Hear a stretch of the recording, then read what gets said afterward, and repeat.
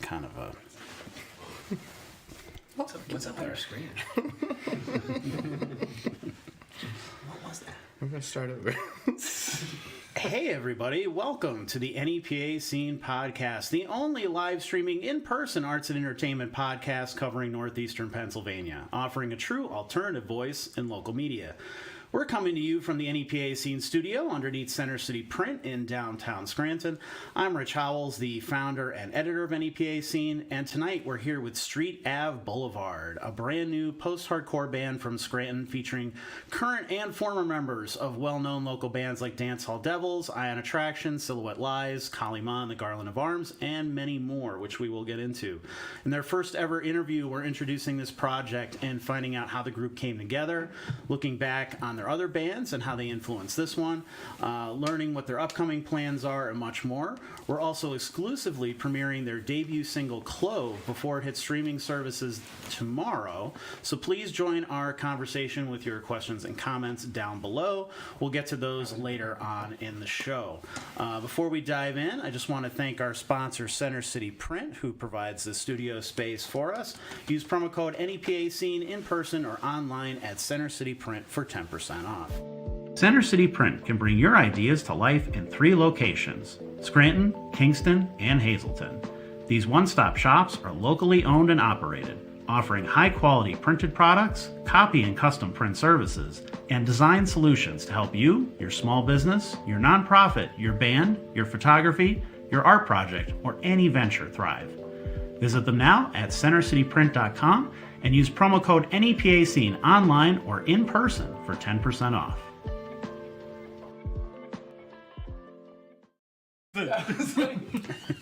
He said, you got the link? And I'm like, oh yeah, what's the NEPA Scene page? Yeah. She's up, she's in.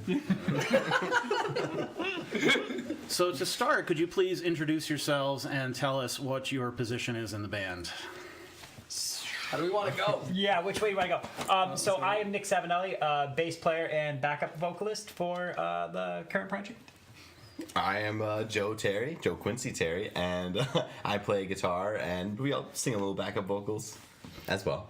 Nick Van Wagenen. I sing lead vocals and mess around on whatever else they let me mess around on. Anthony or Shiny Montini, drummer and also backup vocals. Chris Lunsford, guitar, and yeah, also backup vocals. Mm-hmm. And I'm Rich, also backing vocals. Love it. Yes. Literally any time. Yeah. So how did this band come about? When and how did this whole thing get started? What was the year? 2017. Oh, wow. So this has been in the works for a while. Yeah. It was like right after Silhouette Lies was coming to an end. There was a couple things kind of ending, and we just did this. We got together for fun. We wanted to jam and just like see what happened, you know, and I was still living at home then, and just getting together in my parents' basement. But it was kind of like we wrote the song that we'll be releasing, and then obviously I went into Kalima after that, and still doing that. But then we just loved this song so much, and we wanted to record it, and then we've just been doing that, and also writing some new stuff ever since. This song was a rare experience where this song kind of just, we wrote it in a practice. It was the first time we got together. The first time we jammed. it was like not the full song, I think, until the bridge. We worked out the bridge and the end of the song later on, but 75% of this song kind of just happened in a day, which is not typical for most of us.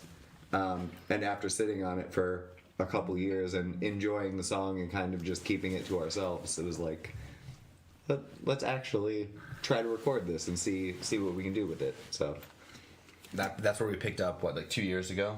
Yeah. We kind of resurfaced with all the, I don't know, the drive to finish the song at least. Well, It started with the song. Yeah, so like, I'm gonna shit all over rap if I'm allowed to say that. But I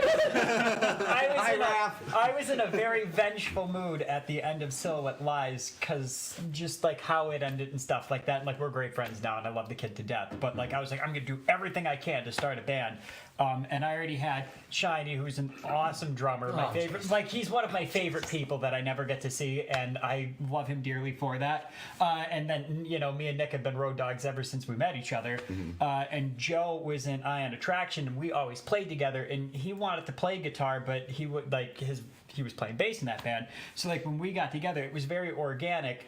And it was very great, but Joe still was very heavily in Eye on Attraction. Nick had just started the Dance Hall Devils, so most of his attention was there. Shiny went on to Kali Ma. So, like, it kind of died out for a little bit, and honestly, it was for the better, because, like, when we got back together and we started writing again, it wasn't like the I hate rap stage that I was in. It was we're an awesome group of musicians, and like in between that time, like each one of us would go to Joe's house and just record. Like, I would honestly say that if Joe wasn't in the picture, like there would be no band, because he just like bends over backwards, and there is no bad like experiences, or you can go to his house with anything and he's just like, yeah, let's work on that today, and it could be piss poor, because I write a lot of bad stuff and he's like, you got this, man, and it's like without him we wouldn't be here. Yeah, great motivator. It's a great he's very motivated. Yeah. Great motivator. So,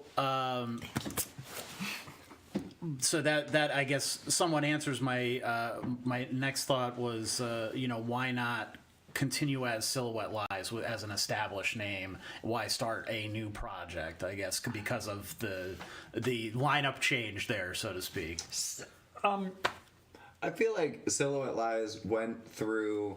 We had a couple different lineups. Like, we had the main core lineup for the majority of the time, but the last 2 or 3 years of Silhouette Lies, Shiny was actually playing drums with us and wasn't our original drummer. He was like our third one by that point. Yeah. Right. Yeah. And like Nikki was saying, Silhouette Lies was 5 people all contributing ideas, but Raph was basically the primary songwriter that we all just kind of contributed to. And when he moved to Texas, like, I don't know that everybody shared like an animosity towards it or whatever, but in my opinion, it was like, I didn't think that camaraderie or that dynamic was just something that you could just, all right, let's go do it again. Right. Yeah, exactly. And Silhouette Lies was a weird thing where it didn't feel right to continue it without the original members or the original crew, even though we did get a blessing pretty much to do so. But this just felt very different. This sounds nothing like Silhouette Lies. And even to that point, like I said, there's no hard feelings against Raph. Like, he's still one of my best friends. Like, I was a little butthurt at the time, but like, we're still kind of like, we still write.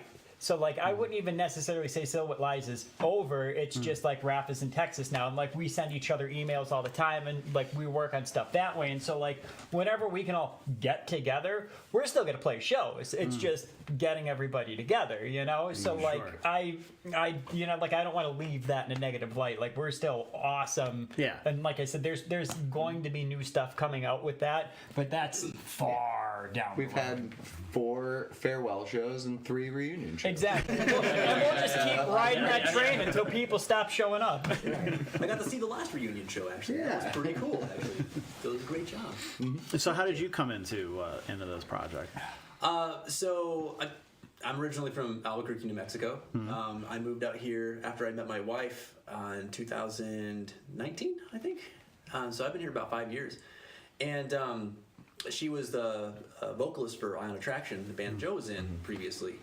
And so I kind of got to know all these guys through just connections through Joe. And I think that over time, like, you know, we started writing music together just on the side for fun. And as the years went by, and I got to know these guys a little bit more too. And I was invited to the project earlier this year. And it kind of was like one of the most pleasant surprises that I've ever had, to be honest. I think moving out here, I was very excited by the robust music scene.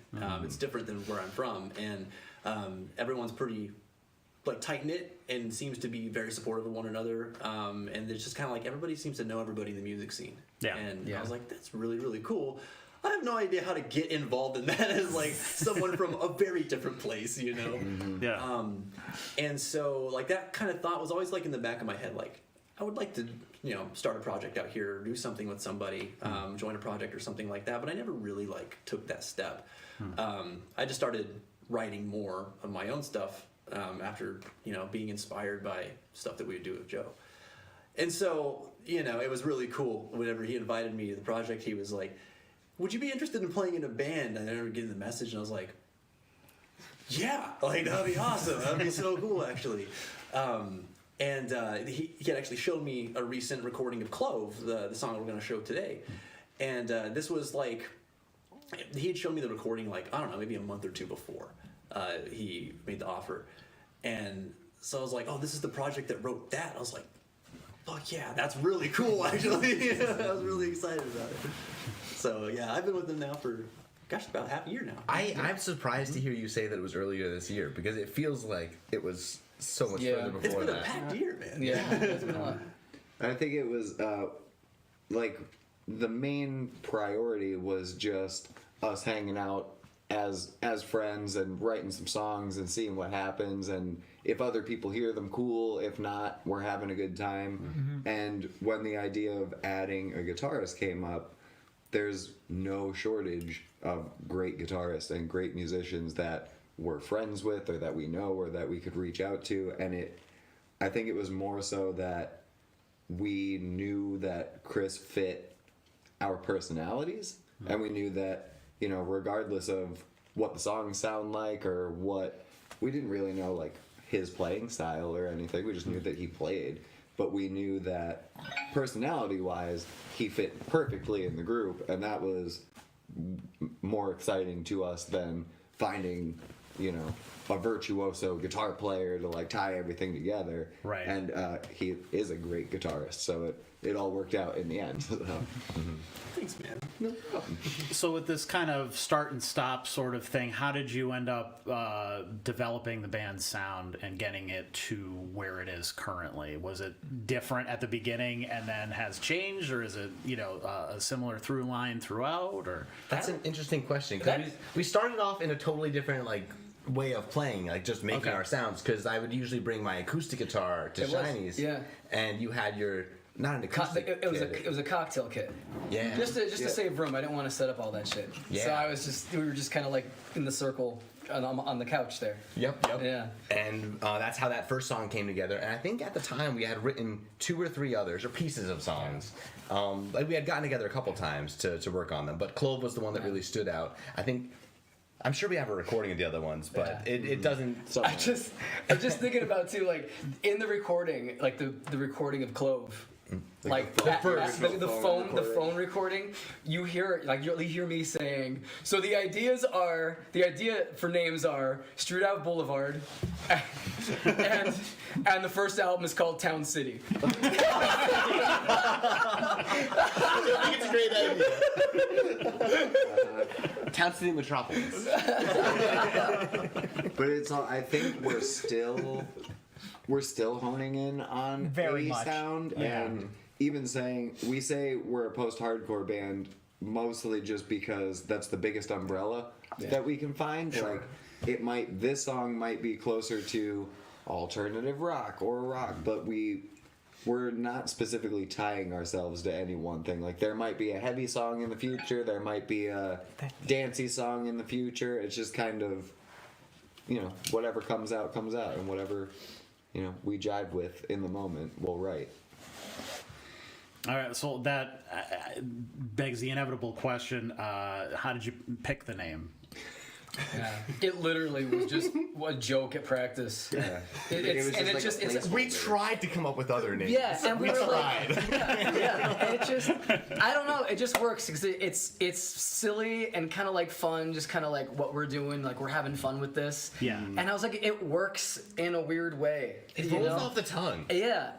It does really. It's that placeholder name that kind of sticks. I think about like the movie Cloverfield. It was J.J. Abrams, like it was Cloverfield Lane or something something. Yeah. And it just works for the movie for some reason. And And it's just kind of like that. We were referring to it, even though it was a placeholder, like a joke name, we were referring to the project as Street Ave or Street Ave Blvd for 5 years, 6 years. So when it was like, all right, what are we actually going to call this band?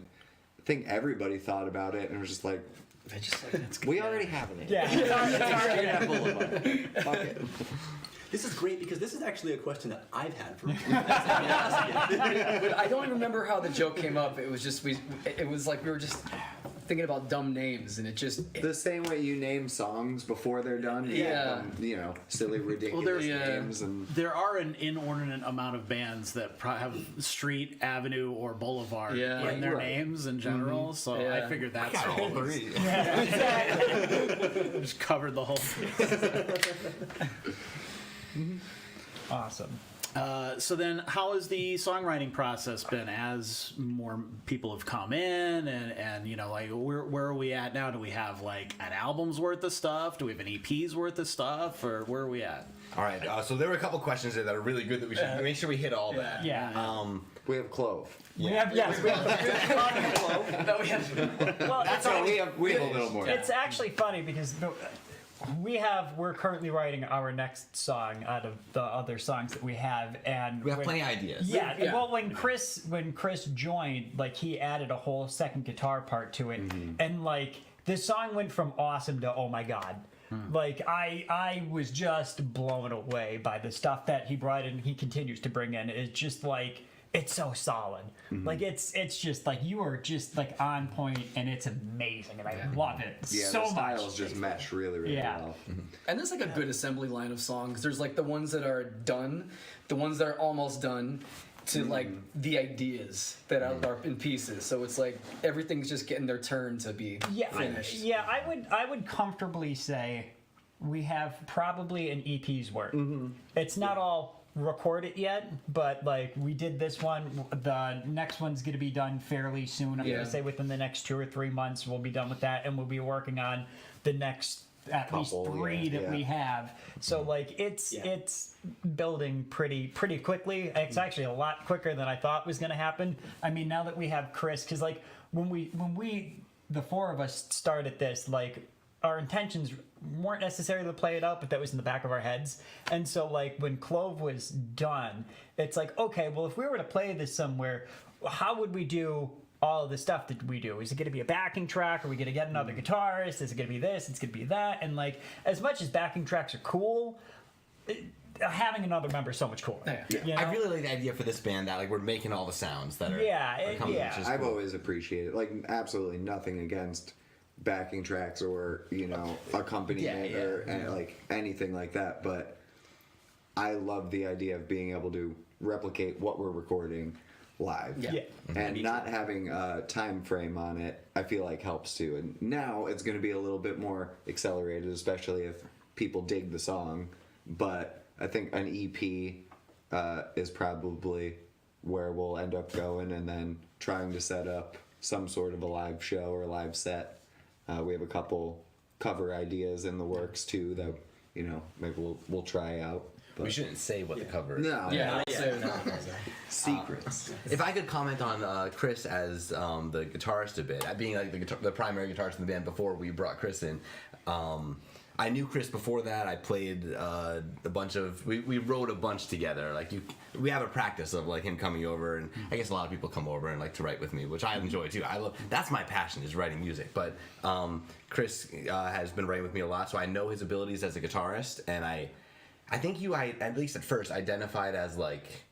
I don't know, you hadn't been in many bands, right? No. And I, honestly, seeing your ability in this band, I would not necessarily believe it's that. surprising. Yeah. Especially going through the recording process. Like, we record at my house, and I go through that, so I get to see, like, all the steps of it. And you've been fantastic. Like, it's like you're a seasoned guitarist. And also, the ideas you bring are so fresh. They're different than things that I would write. There's certain parts where I'm like, this part in this song, I'm stuck on this. but I know Chris is going to write something awesome. And I send the idea to the group, and without even saying that, I know Chris is going to send something awesome. Chris, within like a half hour, like wrote something and sent back something really awesome that it was exactly what I was hoping for.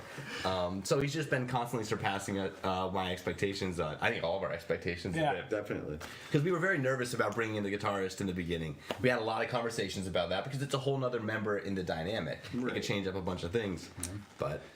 And we had you're all doing been, good. We'd all been working together and like seeing each other and playing shows together for so long. Like 3 of us in Silhouette Lies, and like Silhouette Lies' first show ever, we played with Ion Attraction, and Ion Attraction was essentially like our brother band for a while, and like we were doing each other's CD releases and everything, but we never, until both bands kind of went on the back burner, was the first time that we actually got to sit down and jam together. So I think that's why the priority more so in the beginning was just we finally get to hang out and make some noise and see what happens. Yeah. And then realizing like maybe other people might want to hear this too. Like let's work towards that.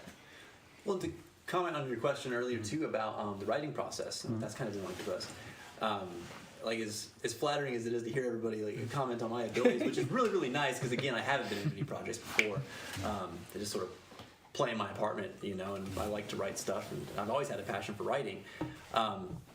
But it's nice to be in a group where we like everybody likes to write and everybody likes to bring ideas forward, and it's kind of cool that everybody's encouraged to do that. Like I don't think there's a single member here who hasn't brought ideas and been like, hey, what do you think of this? And then everybody's just like, oh yeah, you know what, I could hear something here, right? And so it's kind of like we all have this like very natural, like organic flow of I have an idea, here it is, this idea inspires somebody else in the band and they write something else on top of it, and then that inspires the next person, and we kind of just build it from there. Okay. And everyone's open to like working with each other's different ideas too, even if it's something that we didn't hear originally. And I mean, I can speak for myself, but I think that several of us here probably resonate with this too, in that we haven't always had that kind of creative freedom in projects we've been in before, and so it's, I don't know, it's really nice to be able to have that.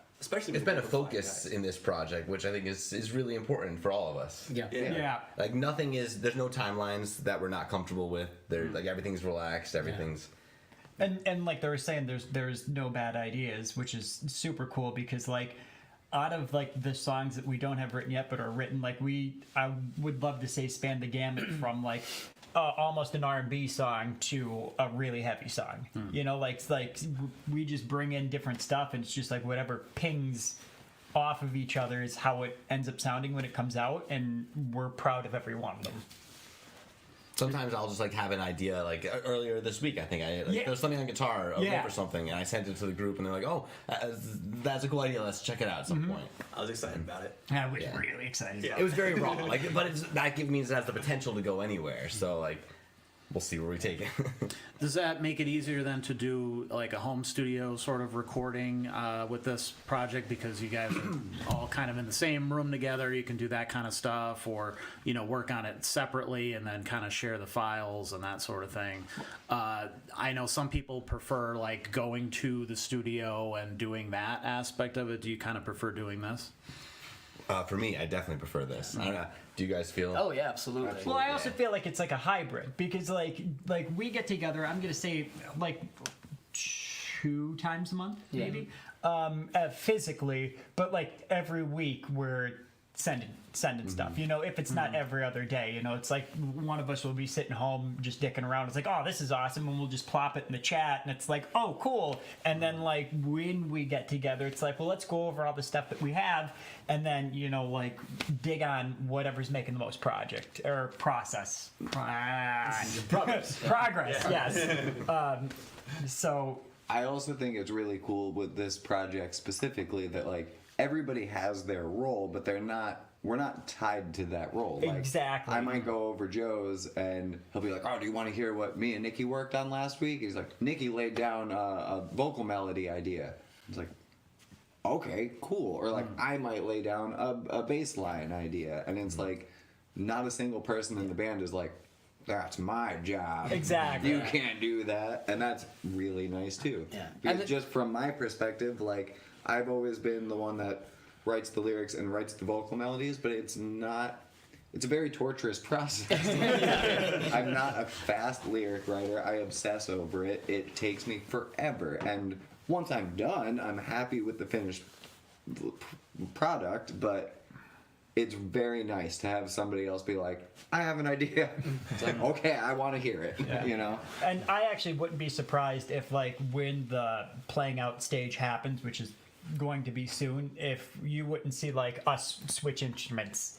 You know, like Joe play bass or I play guitar, Nick plays either one because he's multifaceted, and Not even drums. Shiny, like Shiny can sing I like can you. sing like a mother. Yeah, We can so curse, like, right? I wouldn't.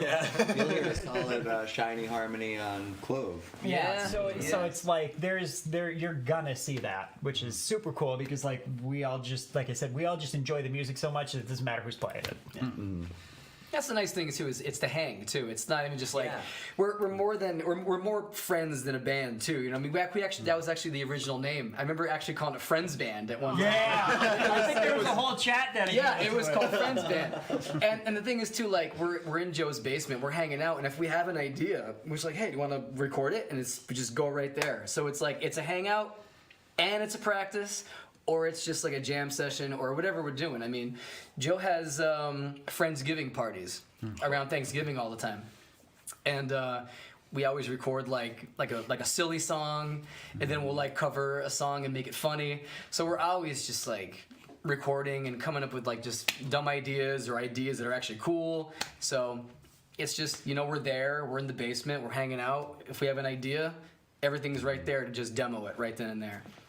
There could be 60 people at that party, and Joe will make it a point to be like, what are you doing? Like, everybody's going to go in there and record a vocal part. So the last year we did Rock Lobster, and Yeah, that was yeah. really fun to get those animal noises out of everyone. Yeah, that was a good one. That was the first year I realized just how long of a song Rock Lobster is. Plenty of room for guests. It's not bad until it's just on loop for like 4.5 hours. You're like, if I never hear this again, it's gonna be too soon. Just to be clear, that's not one of the covers. Or is it? They don't know what we sound like yet. That's true. We have not played the song yet. I'm excited for like. So 4 people we'll to build like up suspense a little bit. You know, make sure you leave your questions and comments down below as we continue to do so. So before the interview, I had you guys list all the previous and current bands that you're in. So I thought it'd be fun to kind of go over these and maybe tell us a little bit about each one, maybe what you like about them, how they made you the musicians you are now, maybe how it plays. We'll, you know, after that, we'll kind of get into how these influenced what you're doing now too. So Shiny, we'll start with you because you got the longest one. I got the longest list. I've been doing 20 years this year. 20 years this October. Wow, Congratulations. Yeah. All right, so Moonblade was the Moonblade was the first one. and Yeah. you were the singer, right? I was the singer. Okay. Yeah. We started. I joined in the summer of 2004. My brother was in the band with me, Don. And yeah. I mean, that was around the time when, like, you know, like Motionless was starting to and everything, and Yeah. just to give you that era. I was heavily influenced going into it. I was like a big Tool, Perfect Circle fan, so I was like Maynard. I was all into Maynard. And then, like, as soon as 2005 happened, I was like all like The Used and My Chemical Romance. I cut my hair. I dyed it black. We used to play at the Staircase in Pittston. Yes. Oh God, I missed that place. I missed that place too. That was It was such a great it was venue. great. Saw Seven Dust there. Saw Hatebreed there. So Yeah. many good shows there. Yeah, we kind of sounded like if you took like we were a mix between like Dragon Force and Dream Theater, but like mixed it with Blink 182. It was like, those were all like the influences. It was everyone, we all had like, it was proggy, but it was punky, and yeah, it was so much fun. It was like it's, you know, when it's the first band, I mean, it's such a good time. I was like 19, turning 20. We'd write songs and like we'd be excited about a song and then be like, oh, let's order Domino's, and then like it was just a great time. It really was. That's where the Domino's. That's where the Domino's comes in. Yeah, and the thing is too, like, you know, I had played drums since I was. I think I could always sing. Like singing kind of runs in my family, so I was able to sing. You know, my drumming I had to learn. I took drum lessons when I was a kid. But it kind of like sat on the back burner around that time. I was doing Moonblade. Like I thought I was just gonna be Mr. Singer guy, and then after that I just got back really into drumming, and I've been like playing drums primarily in every other band I've been in. Okay, so that did that start with Auxilia? Auxilia, that came after. Yeah, that's with Keith Perk's brother Evan. Oh, okay. Was our lead singer, and yeah, we used to play Metro, Cafe Metropolis, backstage. Yeah, that went from 2007 to the beginning of 2009. Okay. And that's what, like, we used to play shows with like Machine Arms. Yeah, Machine Arms. Yeah, they're so good. Yeah, we were kind of like we kind of like were experimental hardcore, I guess you could say. It was like if you took like Deftones and then like had like a little bit of like Me Without You. Yeah, it was heavy. Like the vocals were it was screaming, but it was like there was like these dreamy moments, and yeah, I was really influenced by Abe Cunningham from Deftones at the time too. When I joined the band, I was listening to a lot of Deftones. Saturday Night Wrist had just come out. Okay. Not too long before that, and that's actually like the style I went into when I joined that band. So it was weird. It was like the style I was developing as I joined that, and yeah.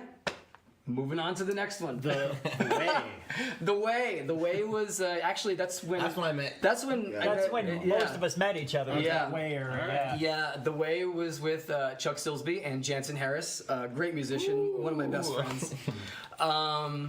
Yeah, I joined probably around 2009. Jansen joined March of 2010. We were a band for 7 years. We spanned from, like I said, 2009. I was in it until 2017.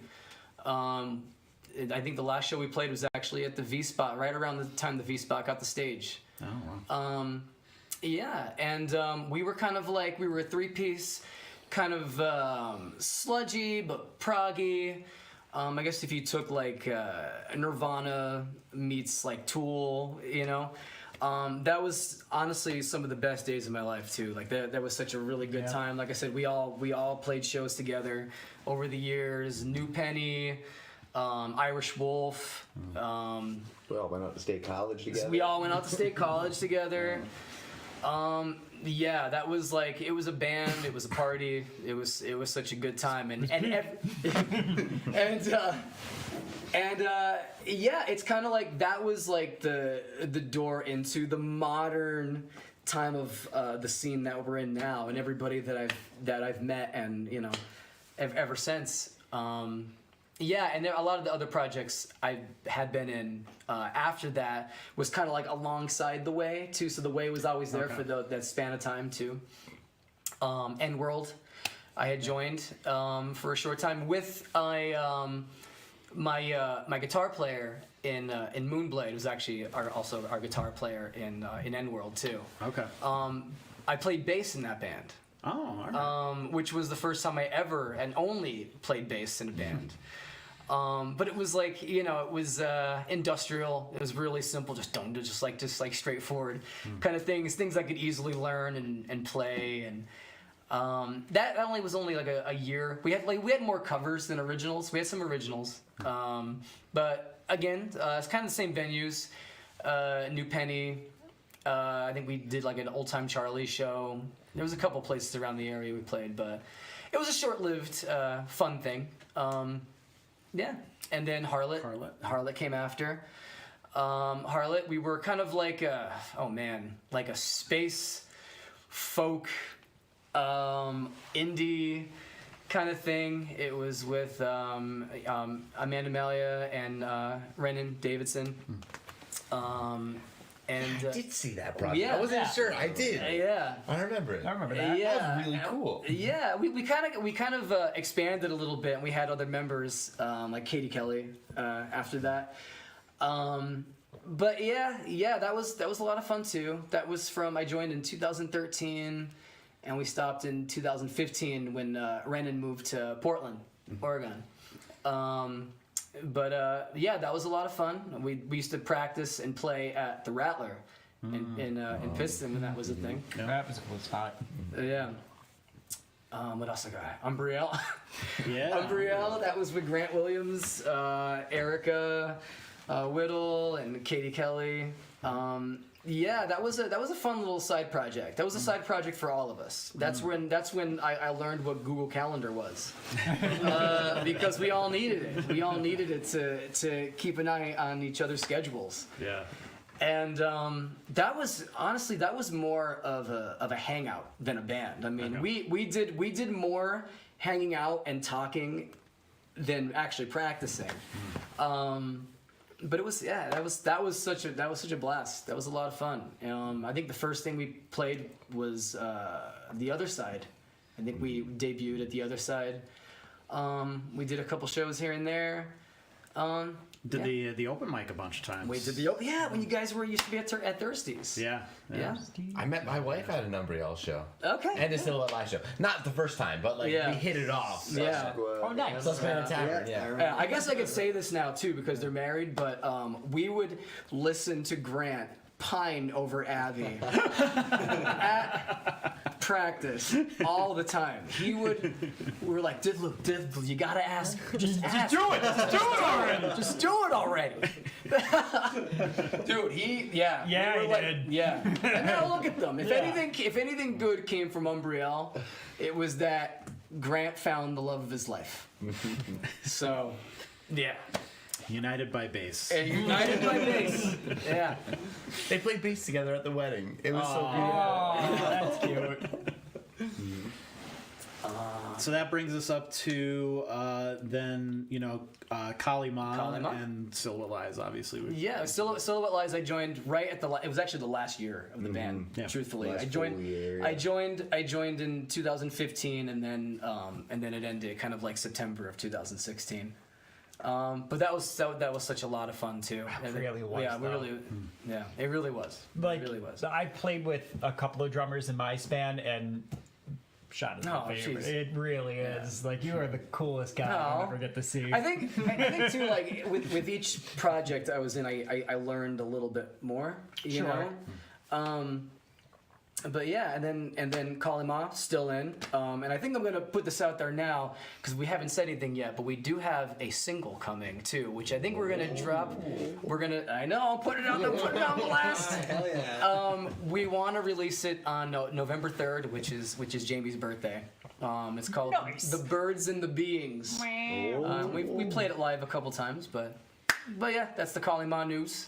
Nice. Still doing Coming the out thing. soon. Yeah. Glad you guys are still doing it. Yeah.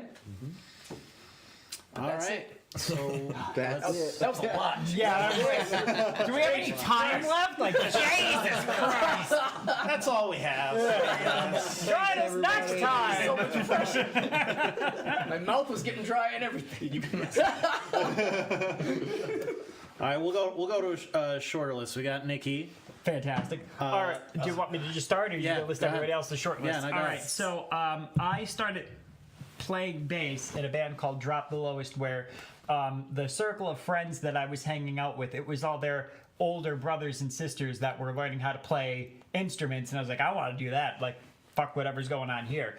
So by the time that like I was playing bass, we were already like, I was 15, 16 year olds, and we were playing like bars and stuff. Okay. So I like while my friends in high school were like going to like beer parties or like this guy's house, like I was hanging out at the New Penny or I was up in Dunmore at this place. And so it was a very unique experience of my childhood because like all these kids would have stories about what they were doing. It's like, well, I was hanging out with adults just drinking, so I don't know what being chased with the cops is like or getting caught by your parents, because this is what I did most of my career.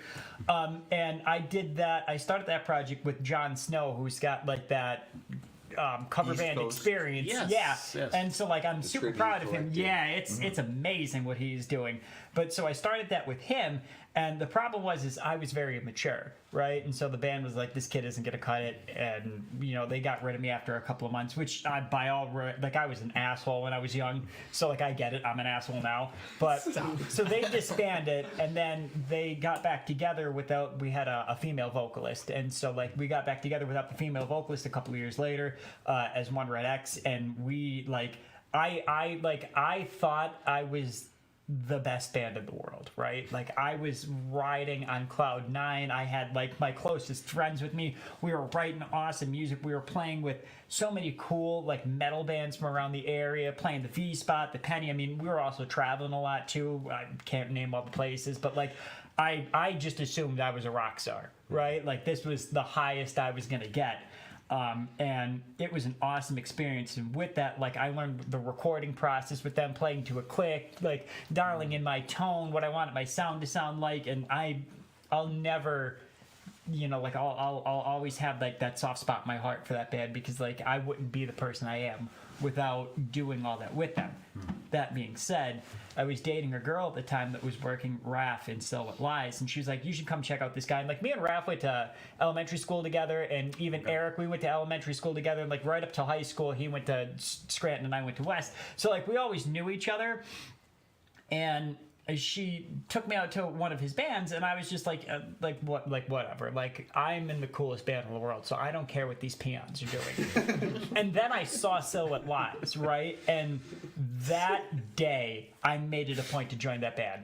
Like I dropped everything I was doing. I needed to be in it, and I was just waiting for my opportunity, and it just happened that they wanted to, like their bass player didn't work out, they needed a better bass player, and I did everything in my power to be in Silhouette Lies, because like it was the best experience in the world for me. Like I loved every second of being in that band, all the ups and downs, all of the drummers that we've had. Chuck me the best one.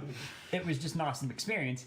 And so, like, leaving that, obviously, I was a little jaded, and, hanging out in the scene and seeing Joe play and everybody else play was just, like, super moving, and also we got super close, so, like, the opportunity came up to do this, and, like, I don't, like, not that it was an opportunity, but, like, Joe started recording at his house and would invite me over all the time. Hey, let's do this. Hey, let's do that. Hey, let's do this. And it just, like, kind of snowballed, I guess, into what we're doing now. And I couldn't be more prouder of the people that I'm with here tonight, and I couldn't be prouder of the product that we're about to listen to. Like, this is... honestly, like if I could cry, this would be my cry. Able to cry. If you could cry, I believe in you. It's like that's how smitten I am. I've literally never cried. Yeah, I love everything we're doing. Like regardless of whether we go anywhere or we do anything, or even if we play out, like this is the happiest I've ever been in a music collective, and I just thank you guys so much for that. Hey, you're welcome. You're welcome. So you can move on to something else. I can cry. Also, it's a great way to stay in shape. It's a great way to stay in shape.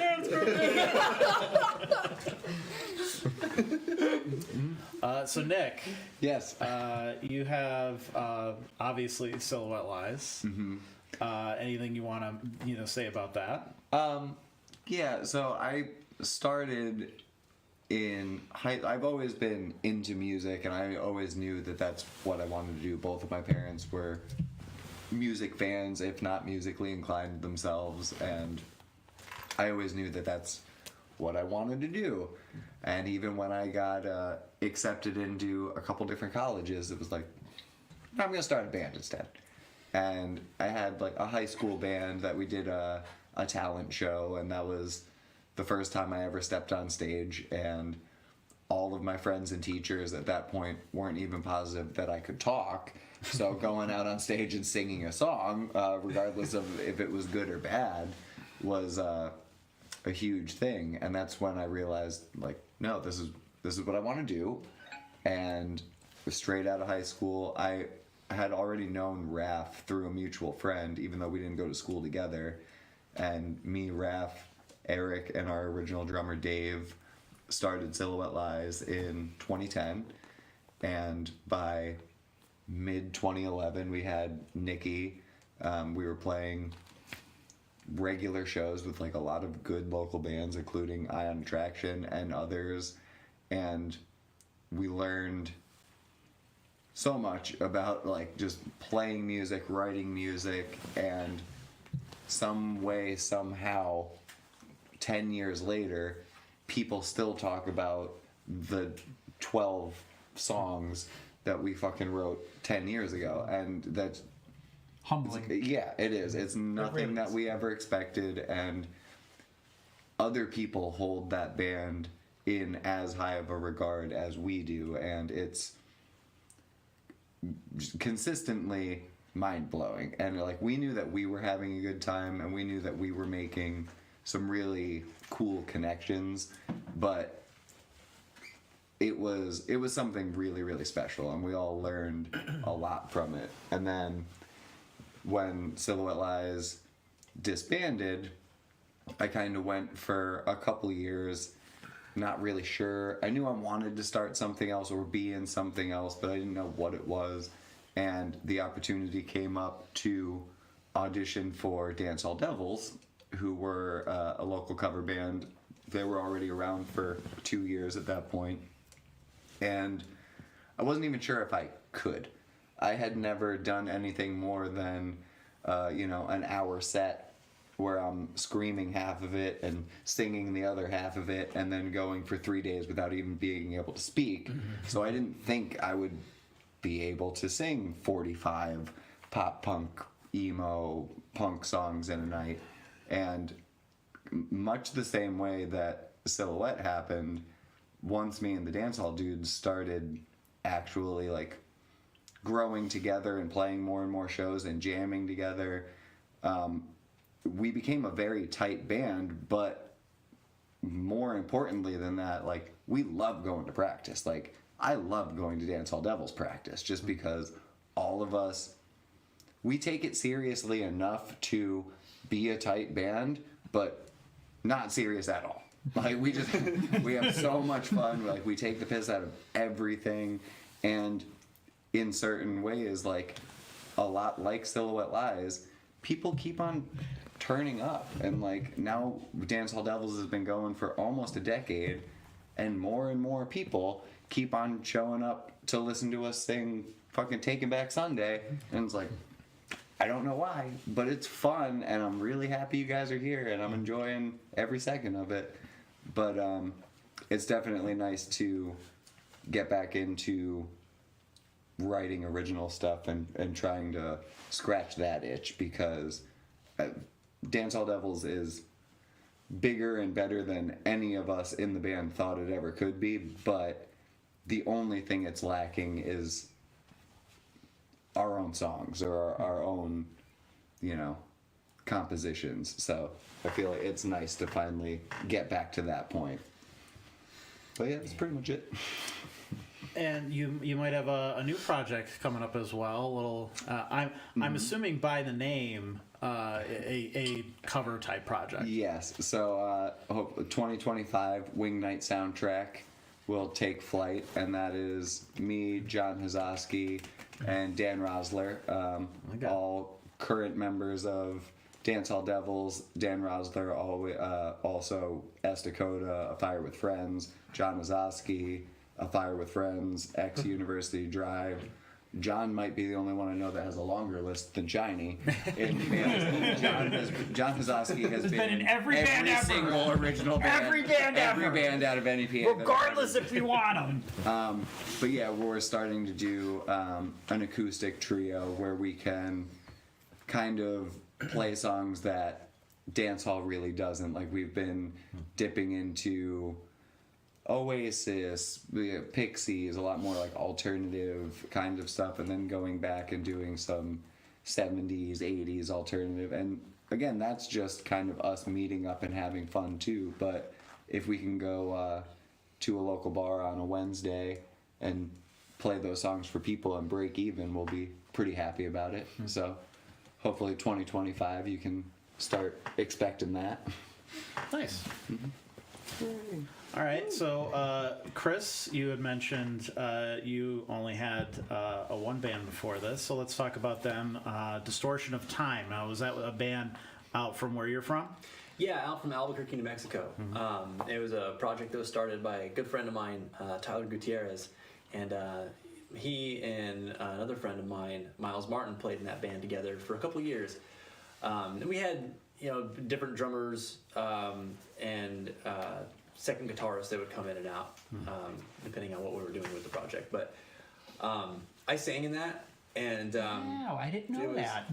yeah, it was funny because it was like I've been a guitar player for my whole life, at least my whole musical life.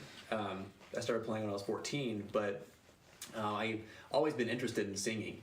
And so in that project, like, we had a really good guitar player.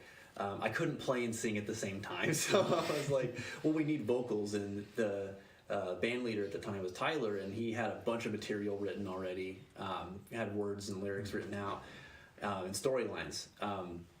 And they were kind of like a like 80s kind of like power metal, think like Iron Maiden sort of thing. Like, got that glam rock era going on too. It was like really fun, fun stuff to play on guitar. I wish I could have sang at the same time as I played guitar, because it was the fun riffs and stuff like that.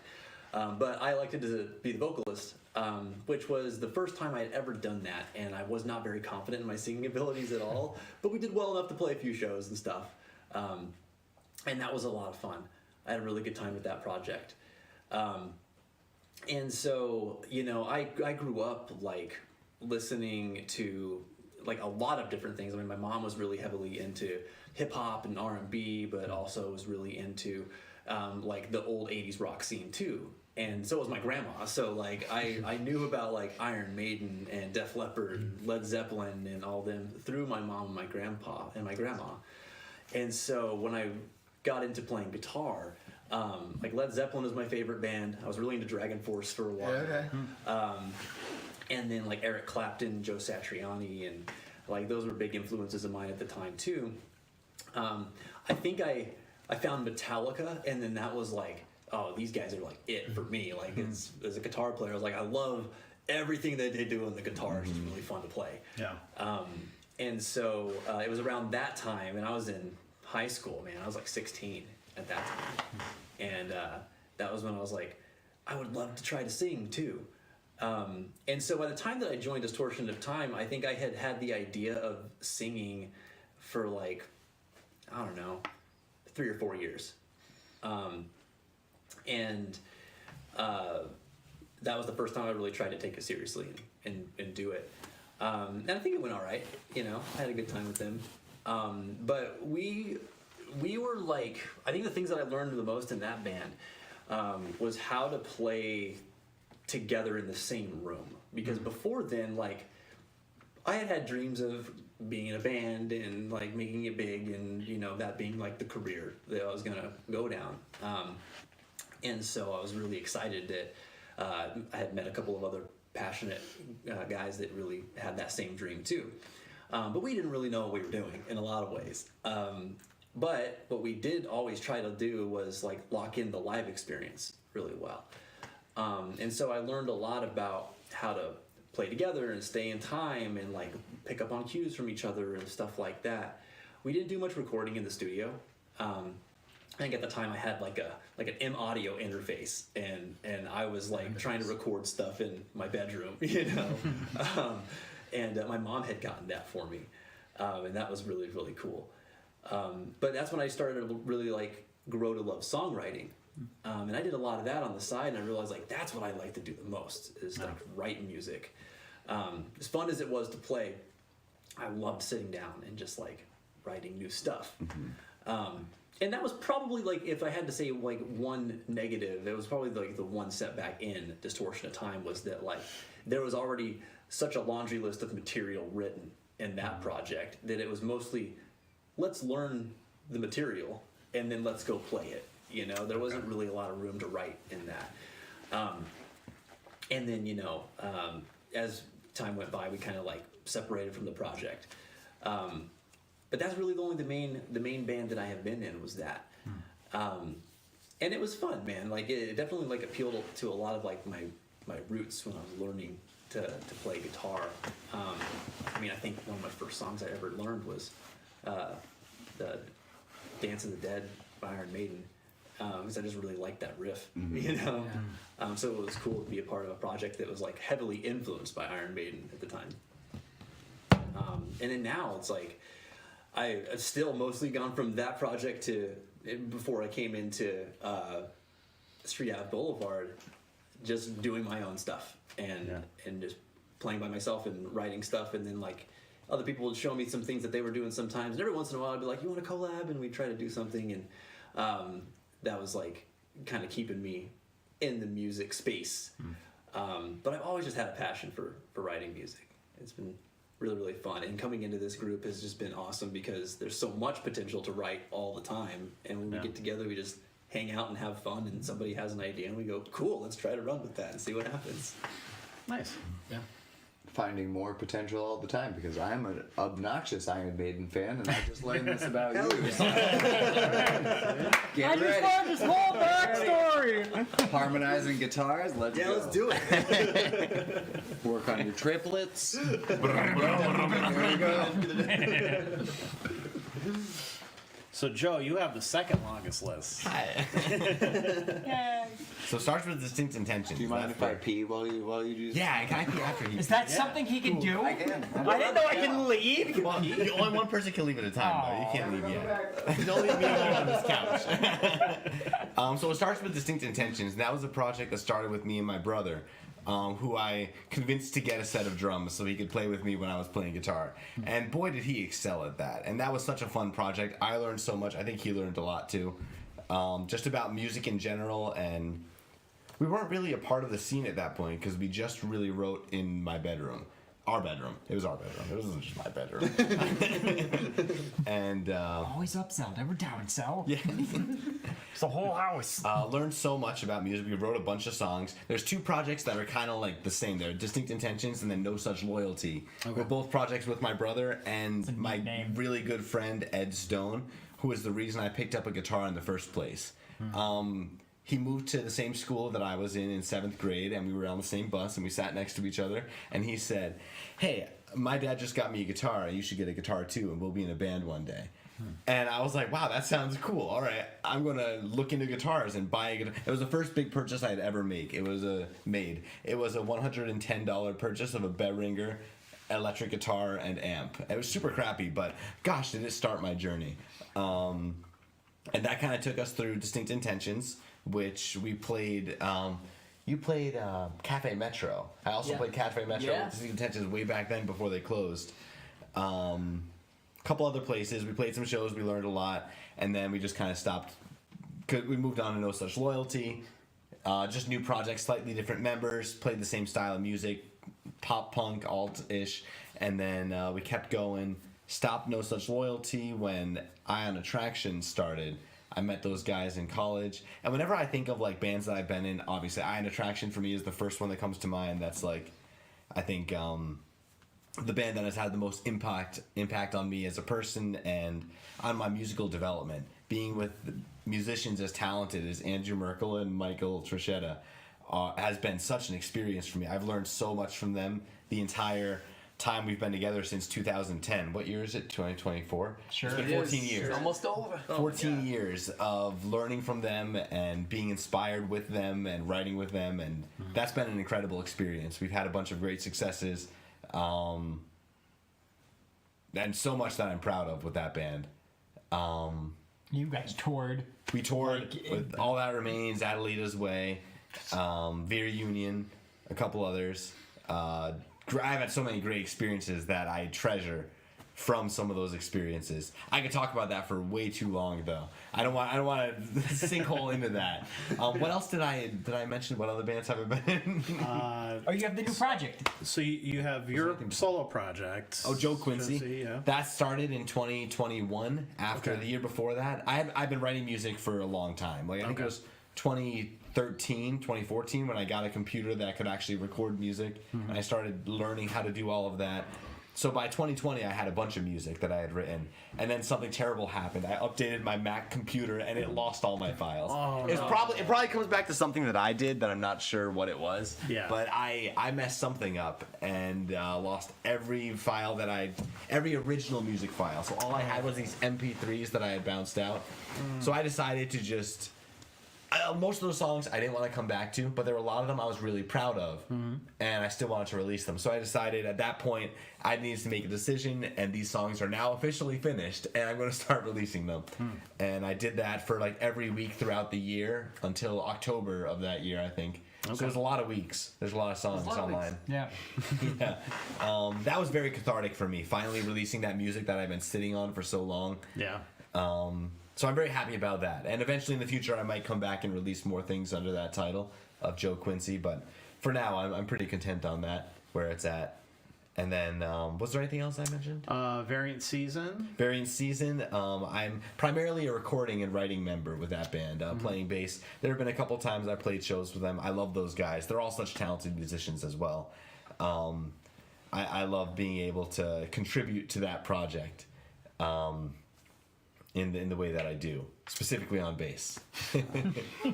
Also, Moist Boys. The Moist Boys, that's a cover band that I joined last year. I was pretty inspired by you and your cover band, and Well, thank you. being able to watch you, I was like, wow, he's having fun up there, and this is so cool to be here listening to this. I want It to is do fun, that too, though, right? Yeah. Oh yeah. It's fun. I got to do it with the Dance Hall Devils for a little bit. It was really fun. Yeah. Remember that.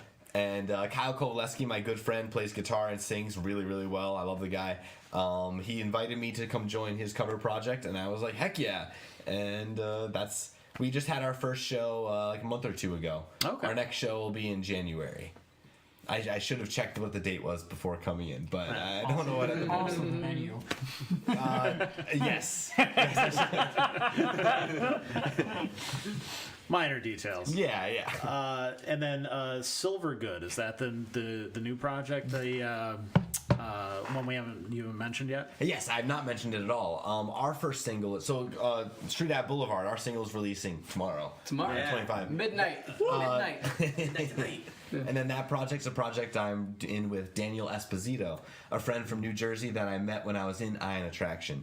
We played a show in New Jersey where I met that guy, and we really hit it off, and then we got back together again in the last 2 or 3 years and started writing music.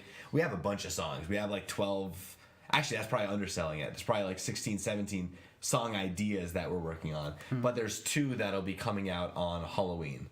So that's my little sell is October 31st. Silver Good will be releasing Dracula's Mixtape Volume 1. The songs are obviously pretty theatrical in their they're pretty Dracula zombie-ish in theme. One song's about Dracula. One song's about zombies. I'm selling it, underselling it in a way. It's good stuff. It's good cool stuff. I'm pretty Yeah. proud of it. But that's Halloween that's coming out. Silver Good. Nice. Yeah. And also, can I ask the status of Ion Attraction? Are you guys still kind of we're still together. We're kind of in a state of figuring out how to move forward. Anytime you have a member change in a band, it's kind of rough to make sure everyone in the band is currently aligned on how you want to proceed and move forward. And even if I might be ready to move forward, that doesn't mean that everyone's ready to move forward in the same way that I want to. So I'm not sure when we'll be making progress, but at some point in the future, that band will definitely, Ion Attraction will definitely be coming back and doing more. Yes. Awesome. That's good. Yeah. We miss Ion Attraction. Miss it. Yeah. I miss it too, and we're going to come back. I know that it will.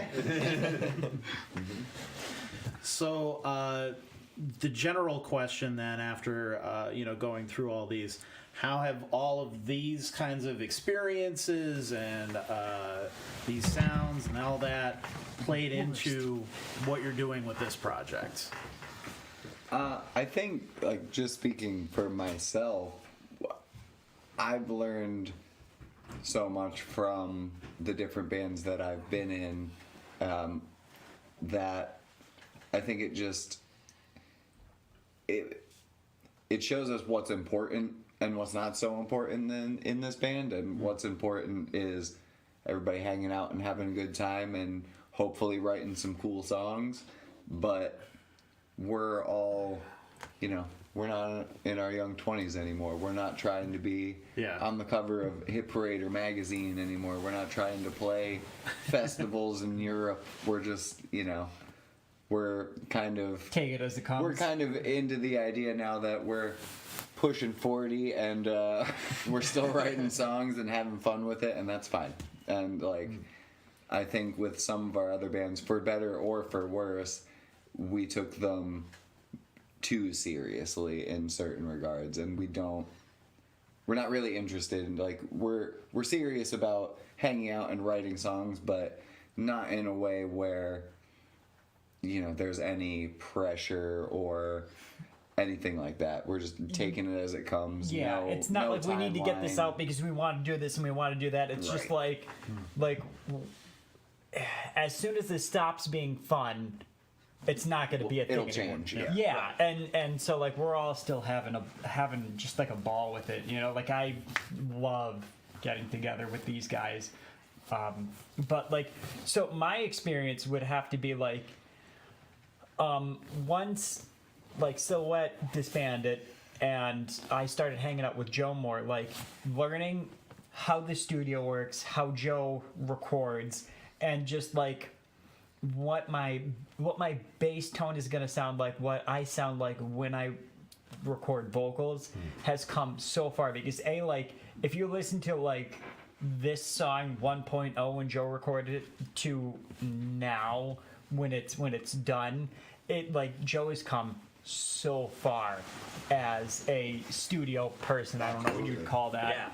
And an engineer, and even my tone, it's I've been told before that I need more mids or I need more of that, and I know what I like, I know what I want to sound like. So having the confidence to be hey Joe, I know I want to sound like this. I know this is what I want. I want to run these pedals. I want to use my amp. I want to use this or that or whatever. And just him being comfortable with that, and everybody it sounds great. You can be you. You can sound like what you want to sound. It has just built me so much more as a musician to say, okay, well, if I'm comfortable to sound like this, then I'm comfortable to play this way. I'm comfortable to do this thing.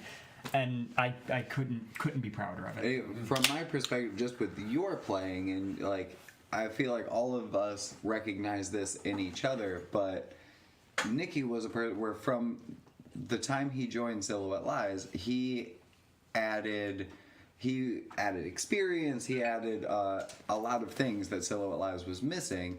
But during that whole time, if you ask Nicky what's your tone going to be like, what's your plan tonight, it was, I'm going to turn down and spin around. Okay. And that's true. That's very true. Then, having the additional experience and years to be no, I do have it. I do know what I want it to sound like. I do know how to achieve it. It's cool to be able to see that in each other. Yeah. And see how far everybody has come, too. That's fascinating for me to hear, because I think that when we show up to practice, which is always a lot of fun, the person that I hear talk about tone the most would have to be Nicky. He's helped me with my guitar tone a bunch of times. You sell yourself short. I think that's a common thread about everyone in this band. You all sell yourselves short a lot. It's true. It's true.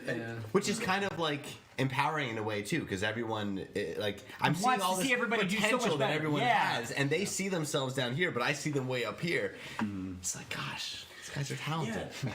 It's how do we get to the next rung without getting to the next rung? I know that sounds weird, but it's we all just like Joe was saying, we're also modest that you are constantly pushing, you know, to just like it's gonna it could be, not that it could be better, but like you're doing awesome, man. Just keep up the good work. It's so cool.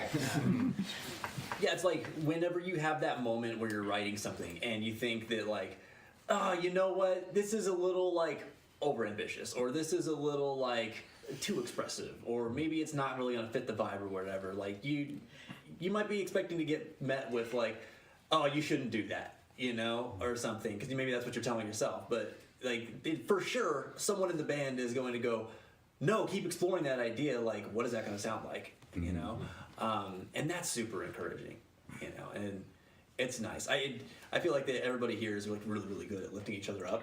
Yeah. And we're all like, in our heads, we're like, we suck. Yeah. But everybody else is like, no, you're amazing. Yeah. Like, Well, I feel like it's also very cool that we're all so multifaceted that, like, even if we can't get to the end, somebody's there to be like, hey, well, how about you try this? Or how about you, like Shiny could probably play every instrument that we do in the band. And he's so modest about it. Like, he can just, like, come in and be like, oh, hey, how about we try this? Or how about we try... And it's just I love it so much. I do.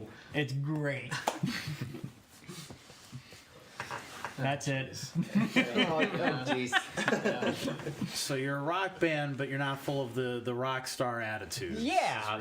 There's no need for that. I think I left my rock star attitude behind when I was like 19. I was like, yes, this isn't getting me anywhere.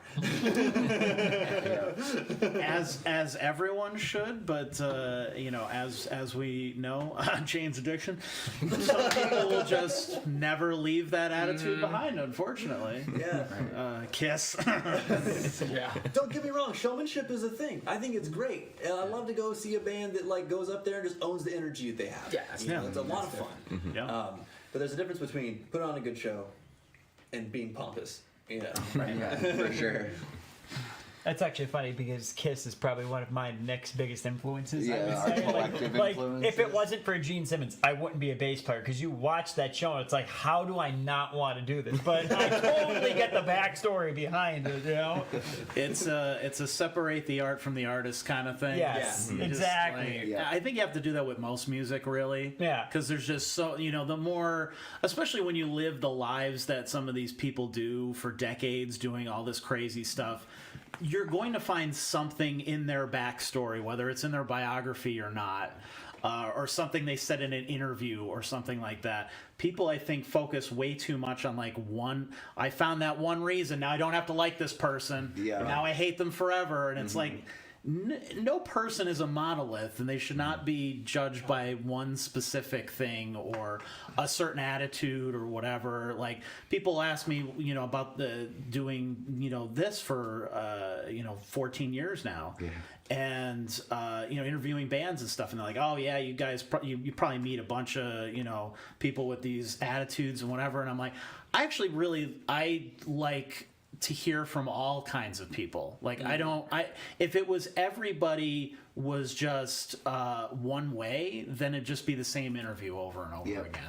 It's much more fun to have these different personalities and different attitudes and like work together, you know?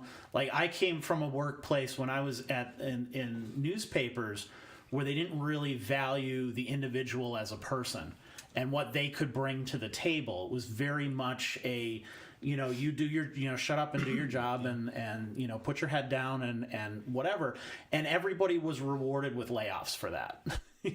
At no point did we ever get any kind of reward for, you know, playing their game and doing the exact same thing and not trying to break the mold at all and not trying to be creative and stuff. I always felt like, you know, if anybody came into the team that I was working on, it's like, I want to know what your creative strengths are, so that we can, you know, play that up, as opposed to me saying, well, this is the way things are, this is the way things have always been, this is the way they will be, so you just kind of have to get used to that.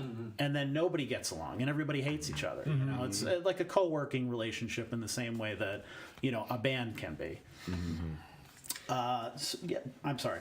No, I think what you said just like brought something to mind. Like that's a big reason why this band is so much fun to play in and to write with, is because that like there's I knew that Nicky played bass. I knew that Joe played bass and guitar. I knew that Nick sings. I knew that Shiny played drums. I didn't know that everybody could sing. I didn't know that everybody like wrote songs as well or could play different instruments until we got in a room together and then like we're working on a part of a song and then someone's like, oh, what if we did this? And then like Shiny sings something and then we're like, oh yeah, that would be really cool. And then like we start harmonizing with stuff or something, you know? Yeah.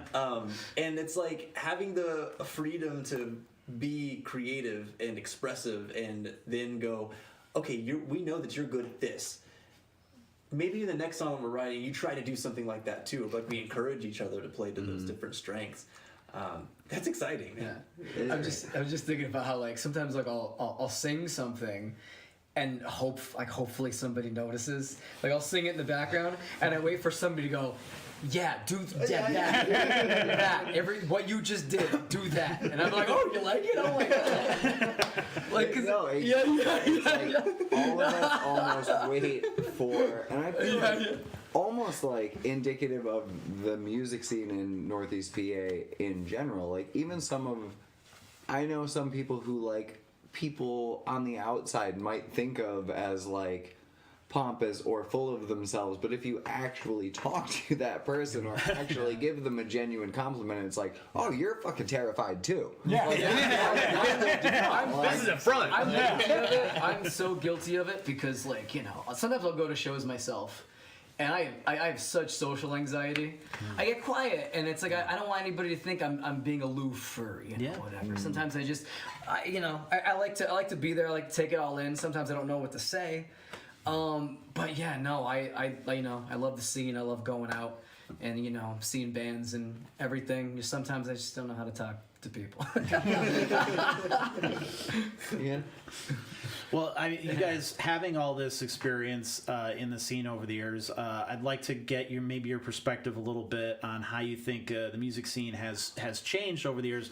People, I think, and this is a thing I've seen generation after generation kind of do this, where whatever was the time where they were enjoying things the most or they were having the most success, that was the best time in the music scene.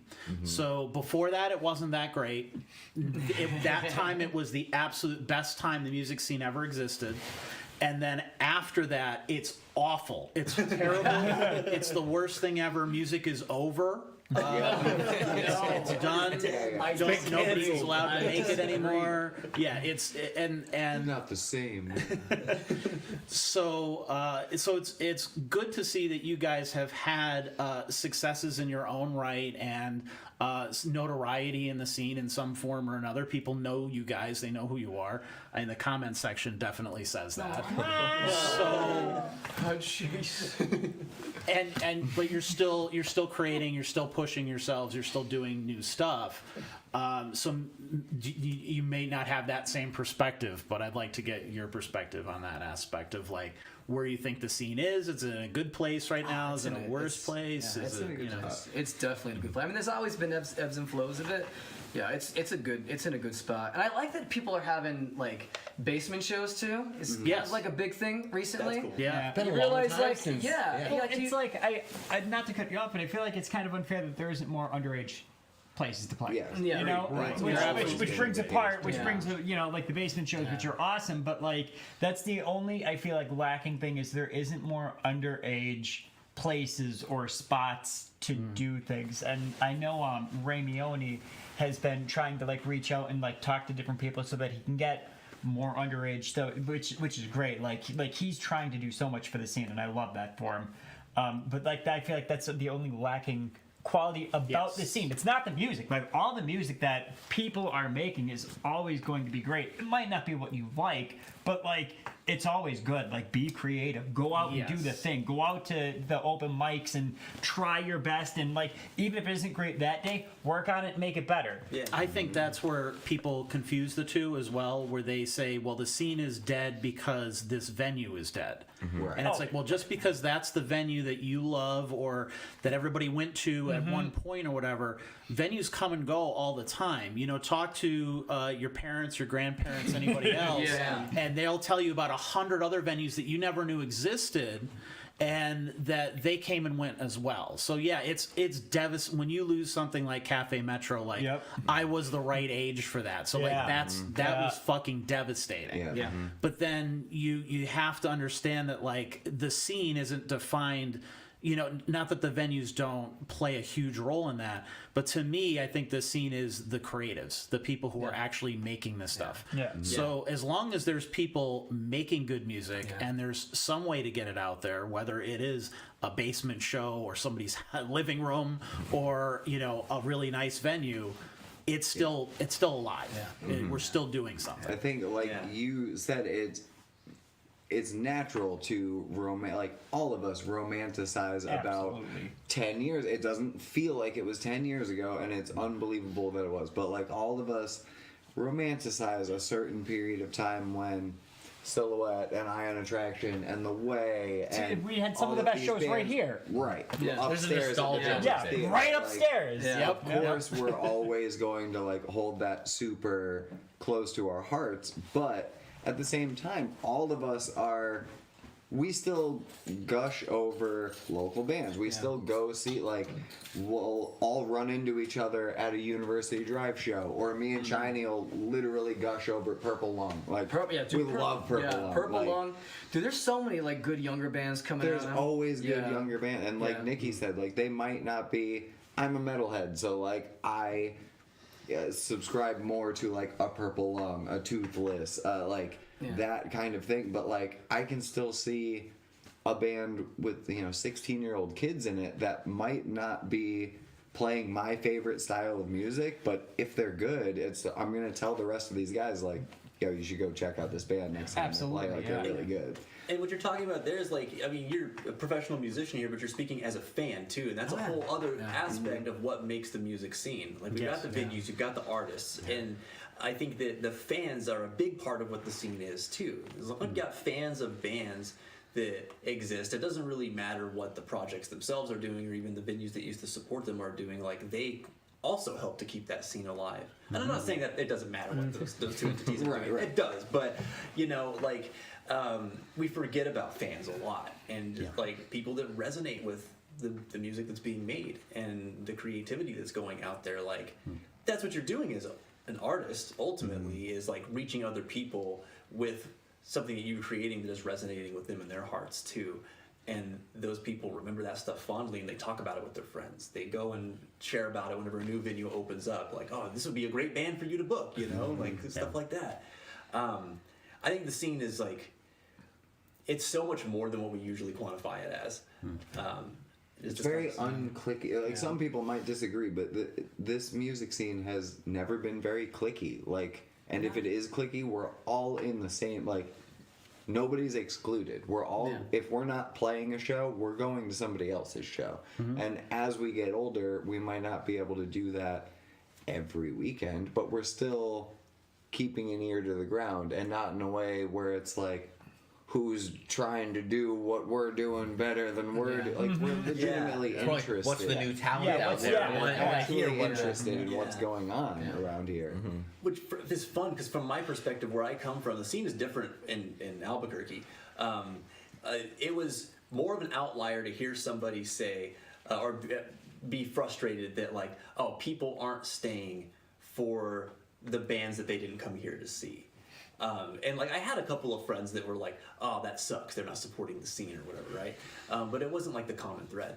And then when I came out here, that was the like main feeling in the room, was that like, oh, if you came to see the band that you wanted to see, like there's 2 or 3 supporting acts, like stay for everybody, like support everybody after you're done supporting who you came for, because the band that you came to support is probably going to stay and support them too a lot of times. And I think that's awesome. it's nice having an outside perspective. It's cool that like you're like, this scene's amazing, and we're like, we told you so. It's nice. It's nice.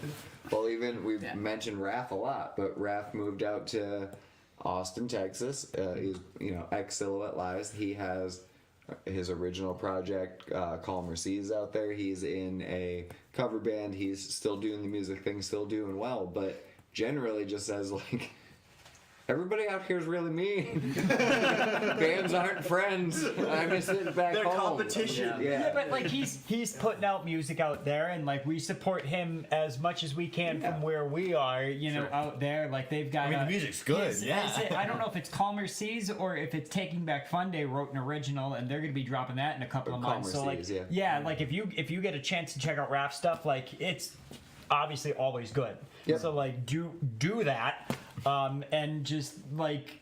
I don't know, like I feel like we come from a place that is almost spoiled with how awesome the scene is. Yeah. It's true. Yeah. For sure. So I think we should maybe give in to demand here. We'll play the song. Pee so bad. I need to pee. I need to pee too. That'll give everybody a little break here, and then so we'll play the song. So for you guys watching at home, it'll come up on the screen. Here it comes. It's coming. And this is the first time that anybody outside of the group has heard this. This is the public premiere.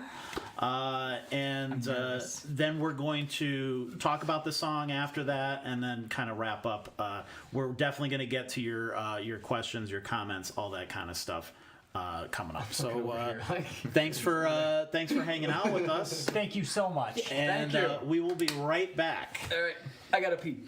Go first.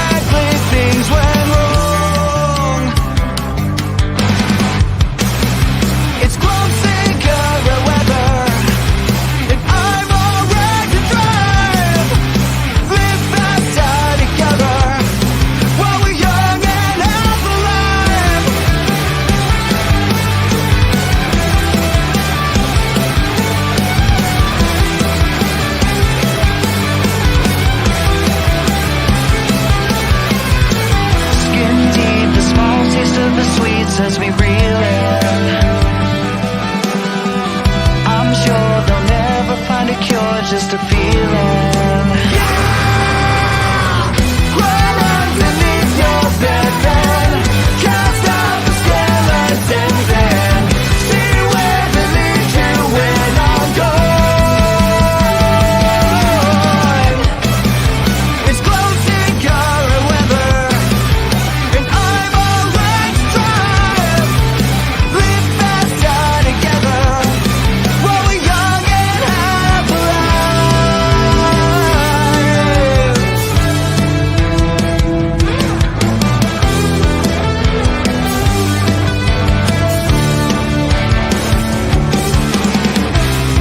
Waiting on a day when all this ends, hand in hand on the precipice.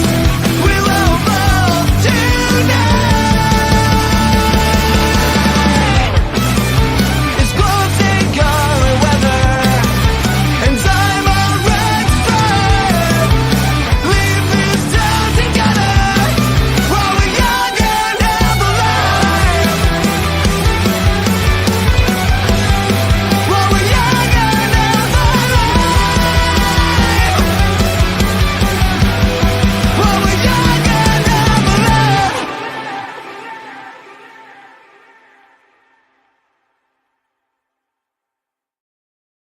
But yeah, Great, man. most of it's Facebook. Sweet. Yeah. Twitch. Tweech. All right, guys, what did you think? make sure you leave some comments down below. We would love to Smash. yeah, all that good stuff. And so I want to talk about Clove here. Tell us what inspired this song. Was it the pack of gum? Yeah. Like we said earlier, like the song, the instrumental portion of the song, all of it actually just kind of happened spontaneously. So there wasn't really a whole lot of thought behind it. And as we've sat with it for a while, I think we've determined more of like what the song's about, or, you know, like any of that. But lyrically, it's a pretty simple, young love kind of story, like, trying to live in the moment kind of thing. There's really not a lot of hidden meaning or anything to it. It's just kind of came out. Most of the lyrics were the same the day you first wrote it, which is kind of magical that it came out like that. Like, Yeah. I don't know where you pulled from to get that, but It was the song itself. Like the song what it's supposed itself to be. just happened, and the lyrics just Did I miss the happened. champagne It was toast? strange. no, we're gonna be. Damn. Oh, wow. Sometimes I feel like the song is writing me. Yes, we have to pop the champagne. This is a big moment for us. Here we go. Everyone, get your glass. Yes. Like I said, I couldn't be prouder of the people I'm with or the product we put out. Summer, would you like some? Sure. Yeah, there's an extra glass here And plenty of champagne. and plenty of champagne. That sounds really cool. The sound of the. Oh, nice. Oh, you can hear it through the. Awesome. What I'd like to say is, so we did this organically in Joe's basement, and he's come so far. Thank you, sir. Recording wise, as an engineer, it's just fantastic. But to polish up the song, I would like to give a big shout out to Eric Chezik out of New York. Absolutely. That I grew up with. And he's doing amazing things out there. But yeah, he just helped get the song to where it really needed to be, and we couldn't be happier with it. And we're also hoping that he helps us with the next song. Yes. So if he's And watching by chance, That's one thing that we didn't get to mention. Eric Chezik, we've known. We met through Nikki. I think he was 15 when we met him. He handled Silhouette's first EP before going off to Berkeley. Bucknell. Bucknell. My brother went to college with him. That's how I met him. Oh, My brother, really? Yeah. That's super cool. Awesome. In addition, I thought it was like, but I love And that. then Iron Attraction happened after Yeah. that. in addition to doing this song for us, he's also done No Fight, No Victory, the newer band out of NEPA, and I think he was an assistant on the Story So Far's newest record. Yeah. And Variant Season, the other band I'm in, Eric Chezik does all of that. He does incredible work. To see him doing that well is awesome too, because he's been insanely talented He from the ridiculous. from the beginning. Yeah. Did we listen to the whole song? Yeah. Yep.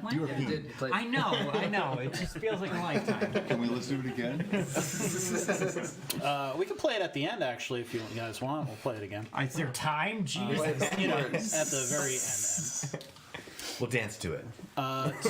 We should talk about the cover art that people saw. I'll put it up on the screen here for people. Yeah. Tell us about that. The artist. Yeah. How do you pronounce it? Sachiko. Sachiko. Yeah. Yeah. They did a project, and you kind of brought it in. Yeah, Nick kind of spearheaded it. Okay. Yeah. Has a whole page of different artists that inspired artwork that they did.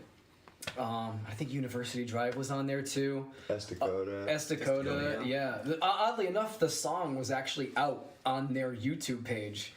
Because what they did was basically listen to a song and paint, and whatever the song would kind of inspire, that's what the painting was. So that album cover was actually literally inspired by the song itself. Which was super cool. And it was like a neat chance for us to be like, we're gonna like put it out there without it being out there and hope that it gained traction both for the artist and for us, because like what was cool is they had little QR codes or whatever at the bottom of everything, so you could listen to the song as you viewed the artwork when they were displaying it. And so if you didn't know who we are or didn't know that we were in a band or anything like that, like the song would just pop up with them painting it, and you wouldn't know any wiser. And so like we caught a lot of traction off of that. It was like, we're in a band now. Like, we might as well release it soon. It's already out there. Exactly. I love the people that saw that and were like, "What's a Street Ave Boulevard?" Exactly. Which I gotta say, that's one of the coolest and most interesting ways to like cross collab. Scene in a while. Yeah.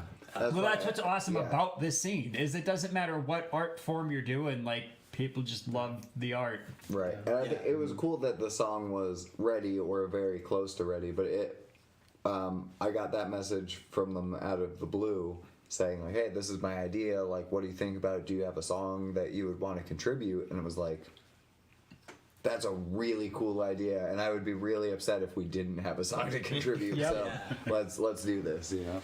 Also, I just want to say too, they're an amazing painter. You should absolutely go check out the artist Sachiko. Yes, for sure. Just great work. All the other paintings too. Yeah. Yeah. Funny, an old coworker of mine as well, from back in my newspaper days. Cool. So they definitely know how that. Cool. That's really it's cool. neat how niche. That's how. Yeah. Just connected. That's how they met each other, and it was before they were painting and all that kind of stuff. Like before they had taken that up, they were mostly into photography when I had met them. So that's pretty cool to see their development as an artist. You know, I wanted to get before that art show.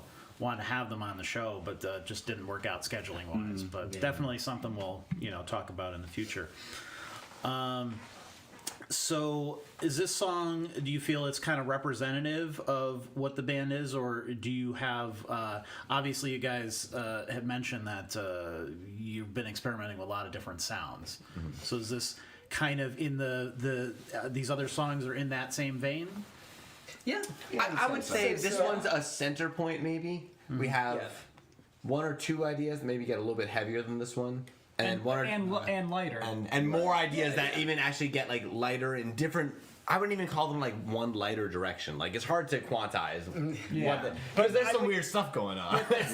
But I would feel like this is a very good center for what the sound is going to be. Base point. So That's if why you we don't were like saying, it- like, is it post-hardcore? Is it alternative rock? Is it? I don't know. We don't know It's a genres. song. It's a song that we wrote and we like it. Yeah. Yeah, and then coming in as like the latest member in this project too, I feel like even with all the stuff that we're working on, like we do deviate, but Clove feels very much like the core of it to me. You know, like there's some of Clove in every other song that we're working on. You know, and I really like that. There's a level of like crowd participation in a lot of the songwriting that we do too. We like have that in mind. We're like, what would be fun to sing along with if we were listening to this song? And that's in almost all of the songs that we're writing. And then we sing along with it. Yeah, we can't help it. Like, it's really fun. Less of that in Clove, more of it moving forward. Yeah. It's actually Those funny. gang The vocals. newest one we were recording, I was actually going to tell you to like cut like 30 seconds out so we could play it here tonight. To be like, this is what Club said. We're not ready yet. I'm Can you tell we're excited? Yes, we are very excited. Well, and I noticed too that it's definitely a different vocal approach than Silhouette Lies. Because having,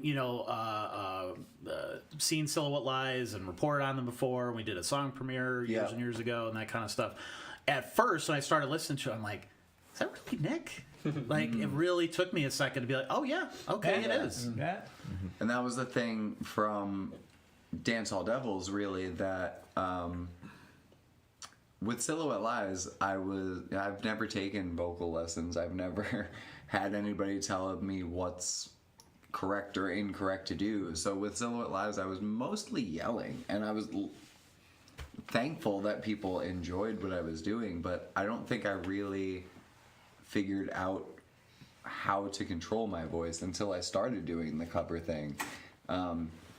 So I think that definitely helped with Street Ave Blvd because I'm not I'm not trying to scream at people. I'm trying, I'm trying Yeah. to do something else. So, thank you. I appreciate hearing that.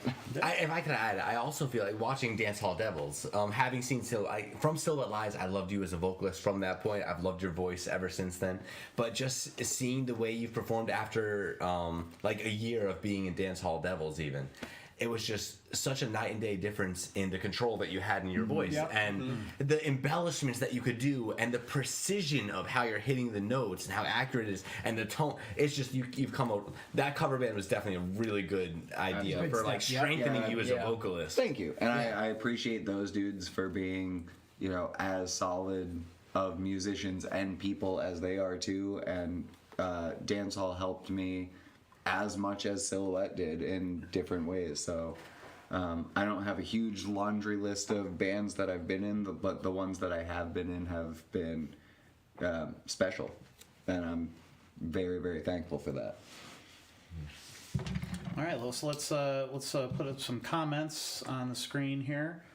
We have Faintest of Hearts over on Twitch. All of them are so talented.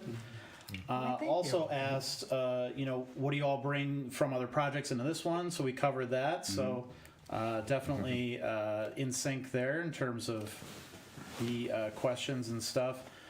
Some musical inspirations. Do you have maybe specific influences on this for Street Avenue Boulevard? Or Good question. Yeah, that's. I think we try and get inspired by whatever the idea is. Yeah. Like, Yeah. when someone throws an idea forward, it's like, what can we pull out of this to get the direction from? And not to say that we don't also pull ideas from outside of it, right. but it's like every idea is its own special idea, and where can we take it? I feel we all listen to some things that are, mutual interests, but we all definitely listen to things that none of the other people are interested in. I don't think I've ever pulled any influence in what a band I'm in is writing. I think I just kind of serve the song, whatever it's doing. Yeah. Yeah, it's interesting. Yeah. There's one thing that we do that I really enjoy is we talk about how like our practices a lot of times will be like hangout sessions, and there's always a point in the hangout session where we're just like, We do share music. let's just share music. What are we listening to right now? Yeah. And that's really fun.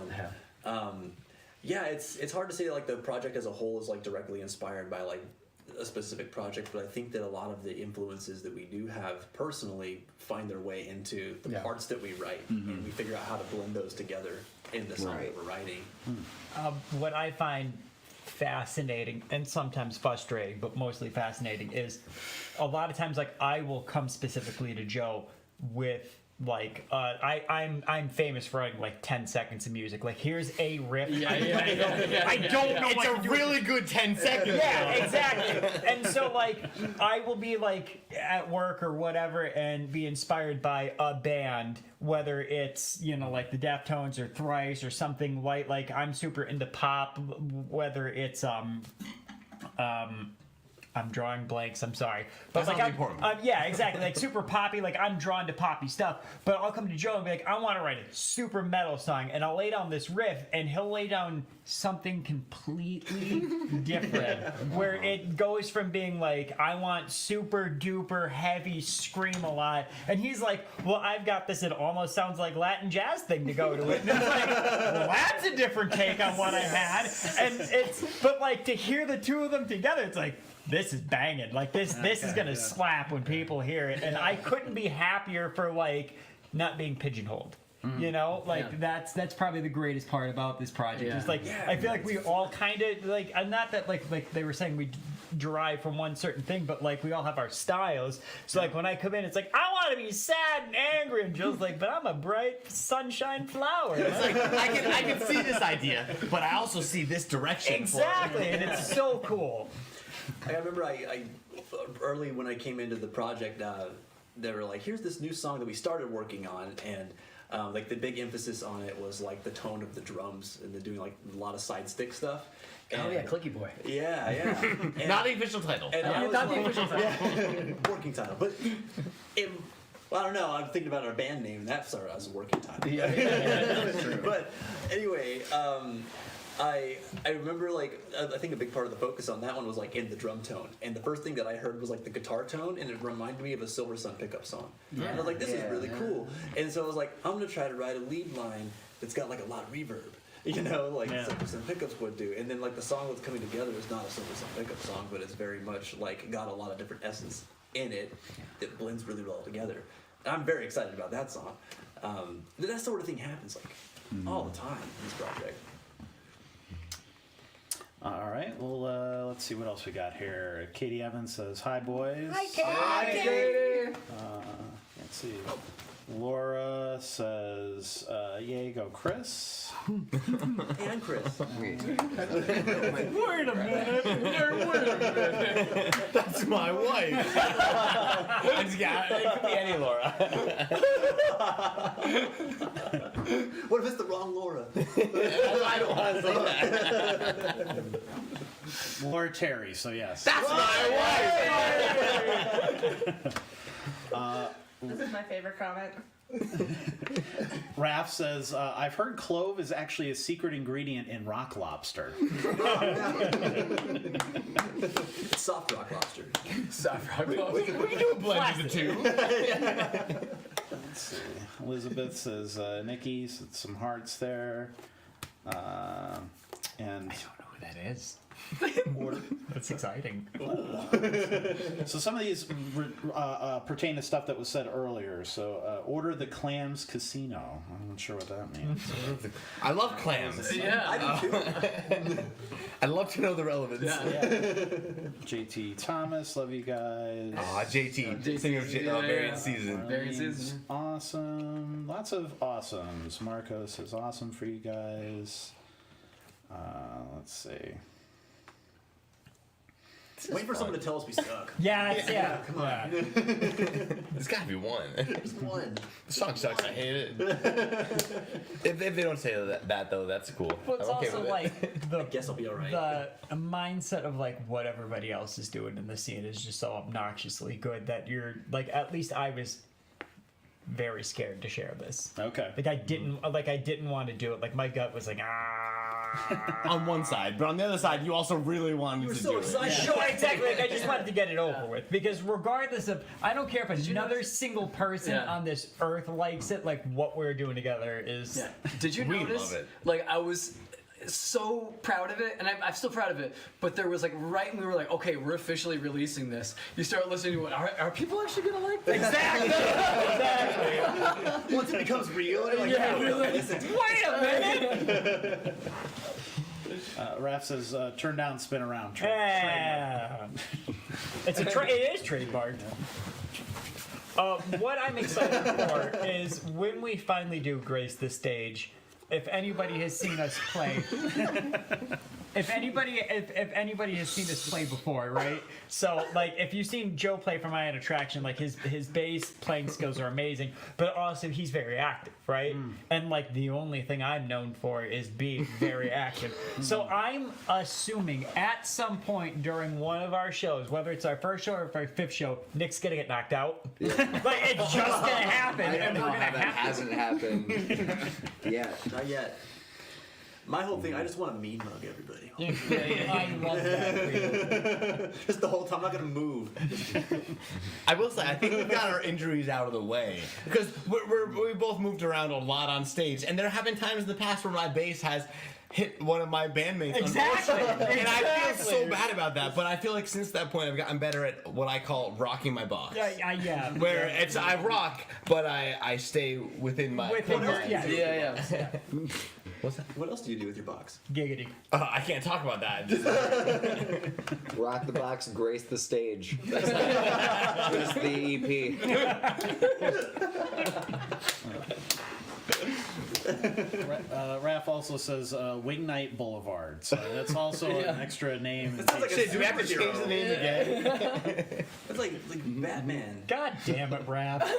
Thanks for listening, Raph. I love rap so He's much. back in time right now. He's 2 hours behind. Well, he texted me. He was like, "Oh, you're gonna be at NEPA Scene." I'm like, "I'm real excited about it." I'm also super flattered. So like, I don't know if it was last night or the night before, but Vinny from the V Spot called me, and it always holds a soft spot in my heart whenever Vincent calls me, because I just assume he wants to shit all over whatever it is that's going on in my life, because that's Vinny form.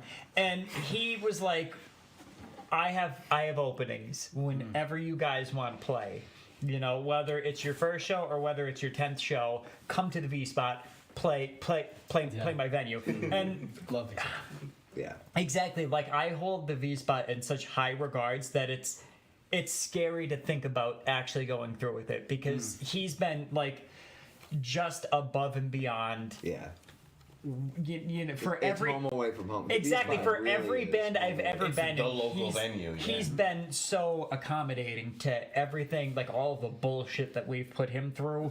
It's just like I don't know how he asks us back, you know. And I mean, like me and Nick are super cool with him, but it's like you've never heard us before, like you don't know what it's gonna sound like. But he just went like, I know everybody is good musicians. I know it's gonna be a good product. Yeah. Whenever you're ready, and it's just super humbling.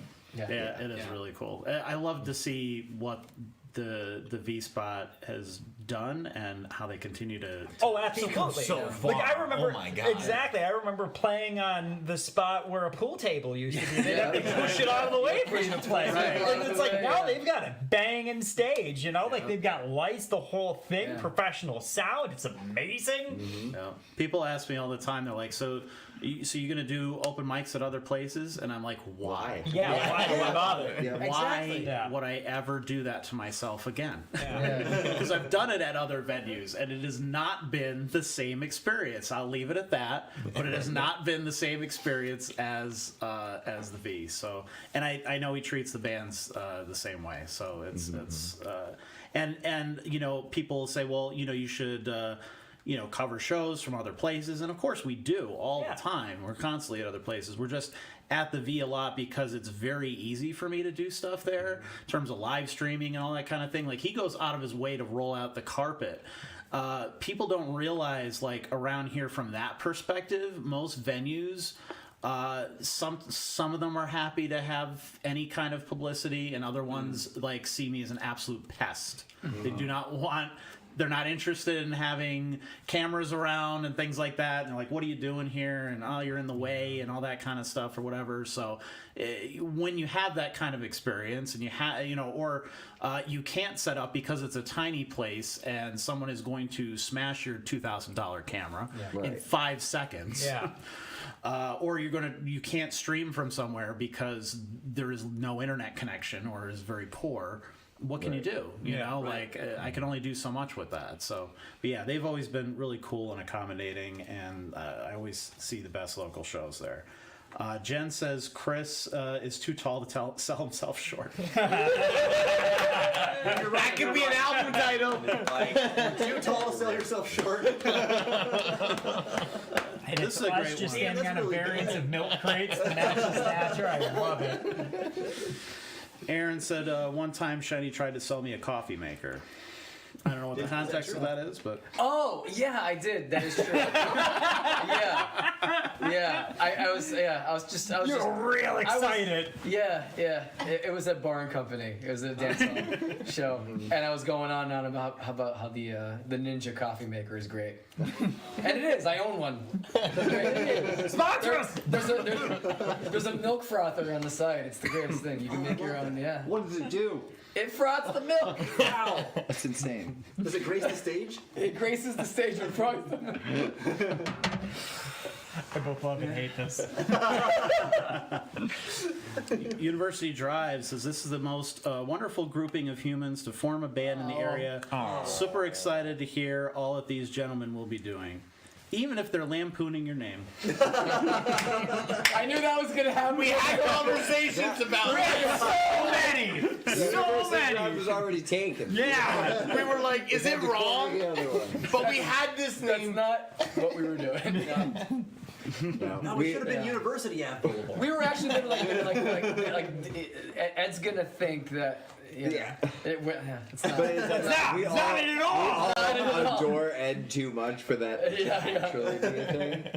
But yeah, thanks for listening, buddy. Yeah, it's super cool. Yeah, They're everyone goes to awesome. the University Drive. Their music's awesome.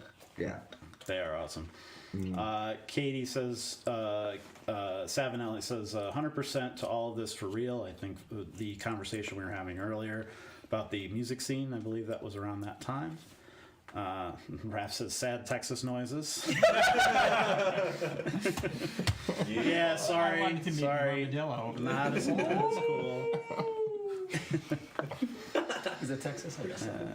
Javier says, oh snap, I know that guy. Oh, Javier, what's up, dude? Thanks for watching this show.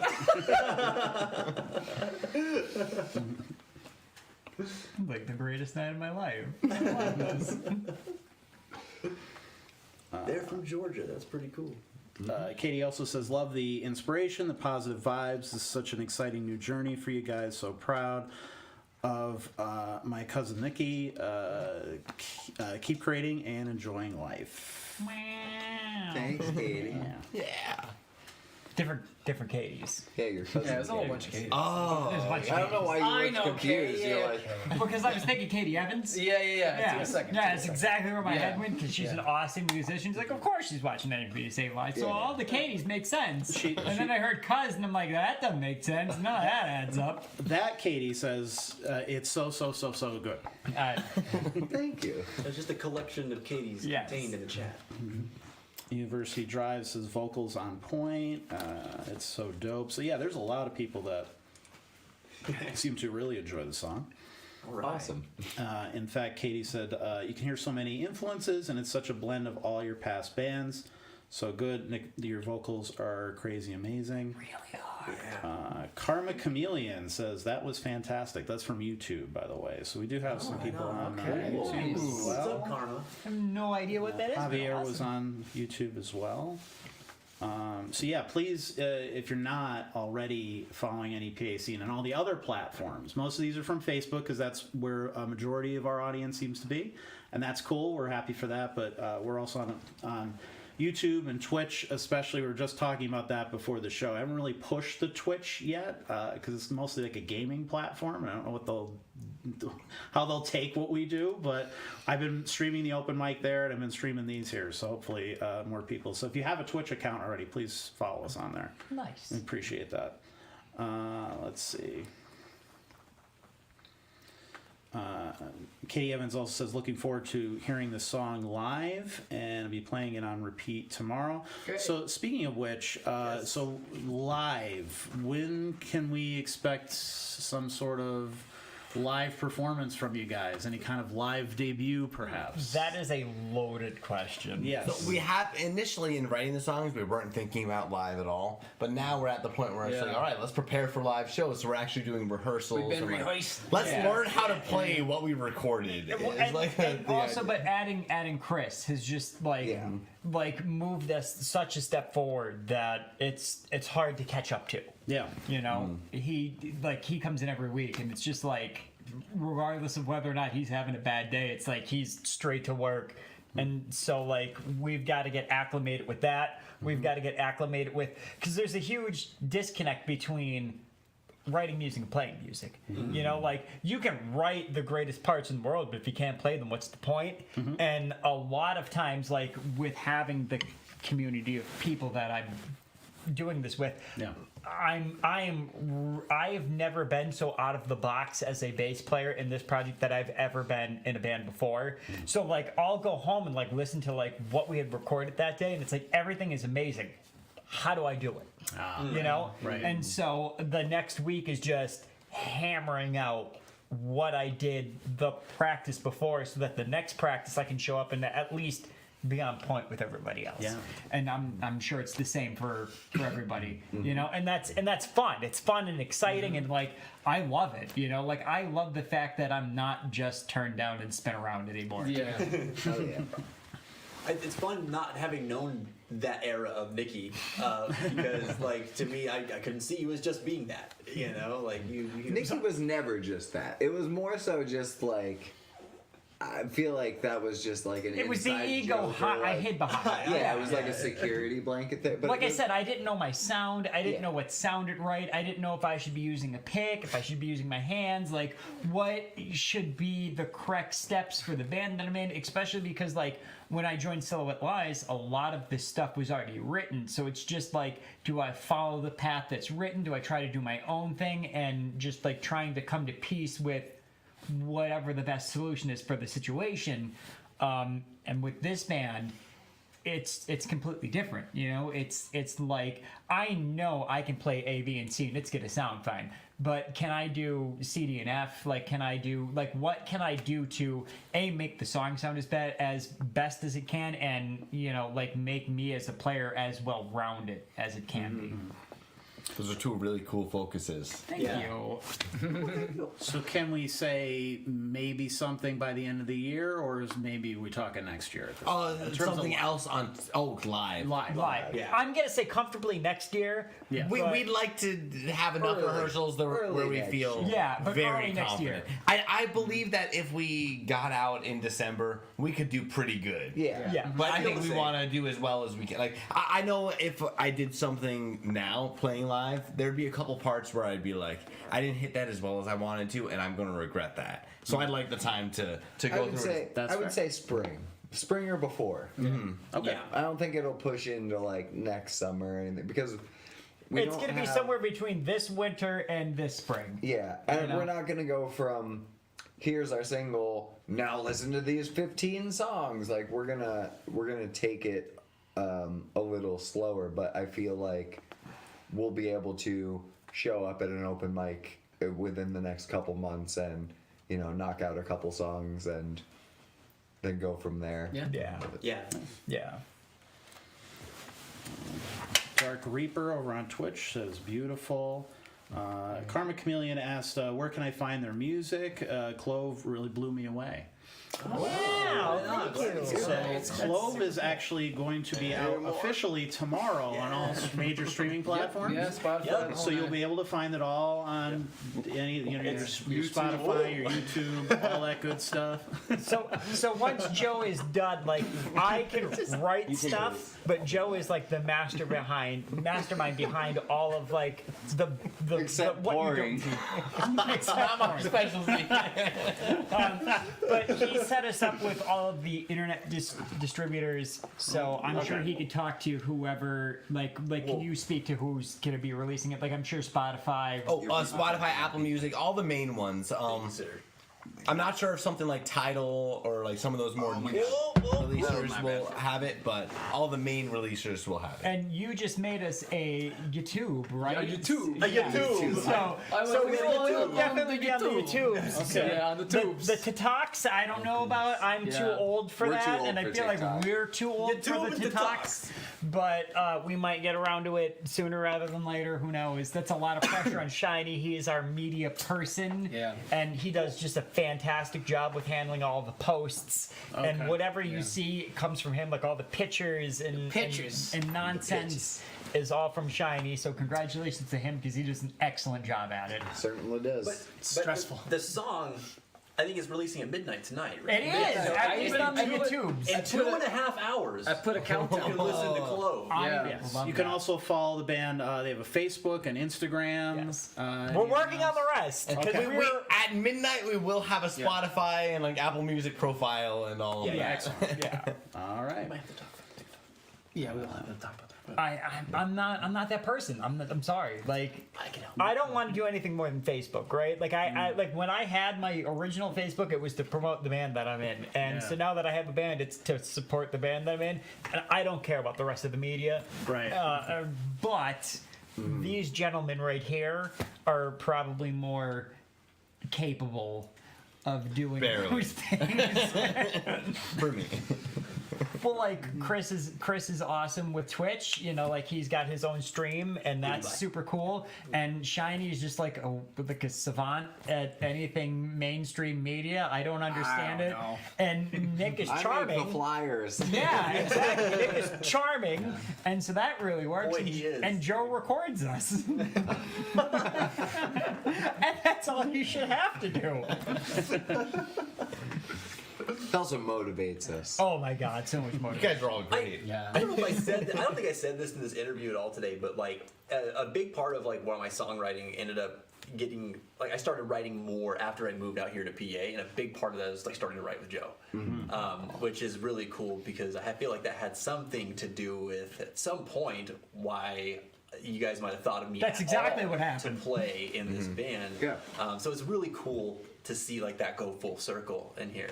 I have to thank you a lot, actually, for inspiring me a lot. So I second what everybody is saying in this room, that you are an incredibly inspiring individual.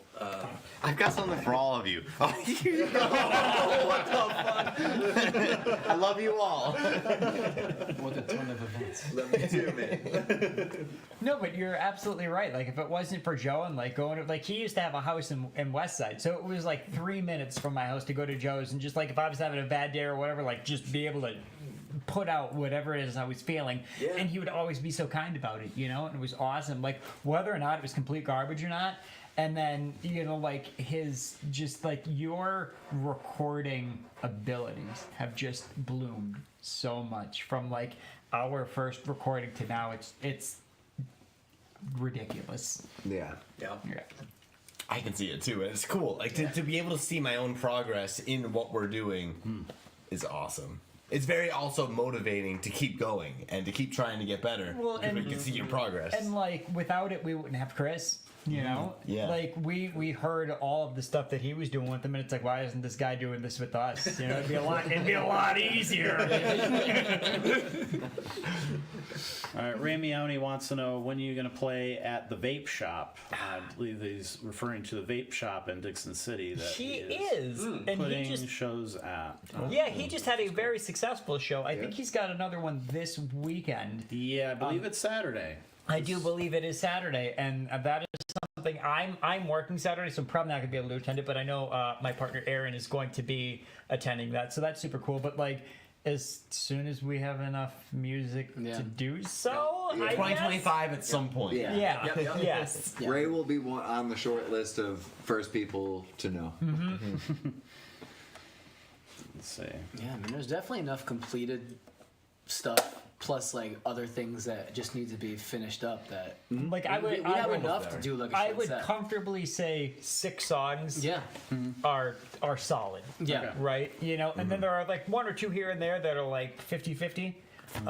But between that and the couple of covers that we have, no more than 3, because that's like a band rule. Yeah. Well, it's because like you want to see us play covers, or you want to see us do our own stuff. You know, Focus like is originals. yeah, exactly. Like the covers that we do, we're doing them strictly because we like those covers. We don't care if you know them. We don't care if they're good sounding. You won't know them. Yeah, exactly. Especially when you do a cover. You might know one. Cover by a well-known band, not a well-known song. Right. Exactly. Yeah, yeah. Exactly. Like, you know like this deep band's cuts. second album. This is from their 6th.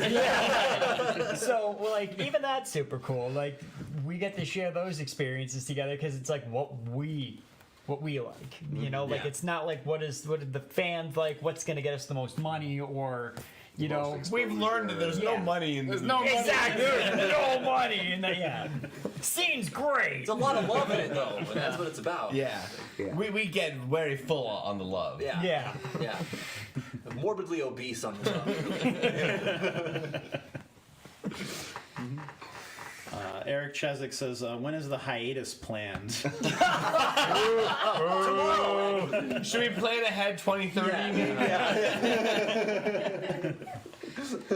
Oh, I love that I guy. feel like he posted that comment from a bathtub full of money with a cigar. That's how I picture Eric Chezik right now. apartment. So it's the hiatus coming. Miles says, would be cool to see you guys live. Right on. Yeah, me too. Aaron says, I'm going to have to come and pick them up, aren't I? Oh, because of the. Maybe. Well, they're already spilling stuff all over the place. So, yes, I'm going to say yes. In my defense, I was a victim of the spilling. Yeah. I made fun of Nikki and then spilled more than you. Yeah. Sorry, Joe. I'm at like that perfect spot right now, and I love it. I'm good. All right. Raph says this interview has late night at the ladies' room energy, and I'm all here. When you're right, you're right. Yeah. Ray suggests you do a secret set. What does that Well, mean? I know. The fun part is it's all going to be a secret because nobody knows our stuff. Yeah. This is the first one that wasn't secret. Yeah. It's a secret set. Just picture a little Ramione moshing to whatever it is we're playing, regardless. The first, It's like a ballad. And he's just throwing hands. I love it. I told Ray Mione about us a while back, and the first thing he asked me, because I was like, "Oh, we're doing this new song. We have a song coming out," and he's like, "Does it have a breakdown?" The first thing. On point. Strangely, maybe. You're asking the Not right yet. questions. He's judging this stuff before it even comes out. Yep. Yeah, but we love him for that. Well, like, what I think is great is, like, at the end of Clove, you have that, like, extra low hit. Everybody's screaming, but it's buried in the mix. And Joe does this awesome, like, D-tune. I'm like, that's the closest thing I could think of a breakdown for this song. Yeah. But it's also so on brand for, like, what we are as a band. Like, that, I don't want to say shenanigans, but, like, that type of thinking where we're like, this is amazing. Everybody's going to laugh. Yeah. Is just like right on point. Why right not on. put a Buried- scream into yeah. it? Exactly. Yeah. in the bridge of Clove, buried in the mix, I'm literally like spoken word reading off quotes off my phone from like just quotes I like just. If friends said something funny, I just quoted them in my notes on my phone, and literally just to have like an effect of somebody talking, it's just layered over of just me reading quotes off my phone from different things You friends literally can't hear it Yeah, unless yeah. you know it's, It's all- there. Yeah, You yeah, can hear it if you nonsense. know it's there. I love that. I didn't even know that. yeah. Yeah, like well, it's Yeah. when we first did it, it was so in front of the music. Yeah, that, you could like, do, it was just like a comedy voices talking. Yeah, it was. Yeah. It was very. I don't want to say cringe, but it was like there's a lot going on. Yeah. Like, thank God, Eric. You know, like Yeah. Joe did an absolute job on mixing what we had, but like Eric did just just the polish work. I feel like is just took it to the next step. Oh yeah. Eric Cheswick is a true professional. He always has been, but it's nice to see him getting legitimate work and legitimate jobs because Absolutely. he's that talented and that deserving of it. All right, gentlemen, is there anything else we want to mention before we get out of here? Thank you guys for Thank you, guys. checking Yeah, this like out. serious. Like you guys hope you enjoyed it. appreciate it. Yes. Glad you enjoyed the song. Hopefully, at least by spring, we'll be playing out.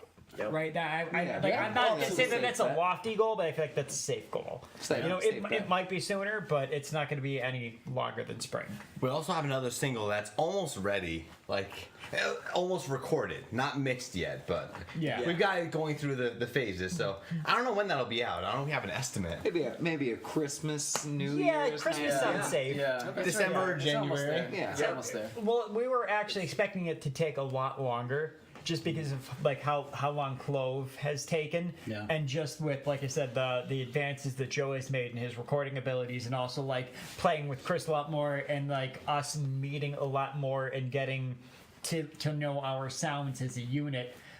It's moved a lot quicker than any of us were expecting. We like our Sunday fun days. Yeah, we really do. do. So that I guess that's it. Yeah. Just cut to black. Thanks, the internet. No, I just want to say again, I'm very, very happy and pretty honored to be a part of this project with these goofy group of guys. These guys! Guys, wild and crazy guys. It's been a blast, and I just want to say thanks to you too, Rich. Thank you so much. Oh, yeah, absolutely. Scene Daddy himself. Yes, sir. Well, it's like I'm I'm stuck with gla- that moniker, aren't I? I say it with the most flattery. But exactly, like I am glad we got to do this here and nowhere else. Like this is exactly like what the group of us wanted. Like we wanted to do it here first before anybody else got their hands on it or paws or like. Because Specifically their paws. no, fuck you. Specifically their paws, but fuck you. But like Rich has just been like such a great guy with anything local music or arts related that like why would you go anywhere else? You know? I appreciate it. We love supporting you too. Yeah, thank you. That. Yes. I'll leave. You're great, man. We'll remember you fondly once we grace the stage.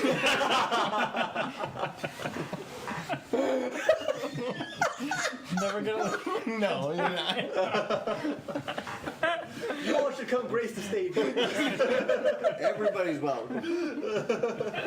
No. You know what happens? You get 45 minutes of some guy sitting behind you with a snare. That has happened before. Oh yeah. This was a lot of fun. Yeah, this is a blast, dude. I love this. This is good stuff.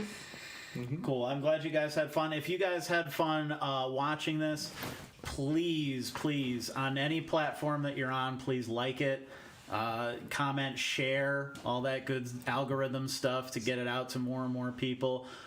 We've definitely been fighting the algorithm a little bit harder lately when it comes to getting this stuff out there. And I'm sure you guys have seen this in your news feeds a lot. It's showing up like weeks later, which is not great. Like if somebody's like, "Hey, I have a show coming out Friday," Yeah. and they're seeing it 2 weeks after the fact, that kind of sucks. So like, yeah, the more that you guys interact with the content, the more that the algorithm loves us and continues to do that stuff. But yeah, I appreciate you guys tuning in. Clove, the debut single from Street Ave Blvd, will be available this Friday, October 25th. On all major streaming platforms, so make sure you check that out. And stay tuned through the end here. We'll play the song again before a little outro so that you can enjoy it one more time before it comes out in literally just a few hours. Yeah. 2 hours and 17 minutes. Jesus Christ. But yeah, appreciate everybody. Thanks so much, and we'll see you next week for another NEPA Scene Podcast. Bye, everyone. Bye.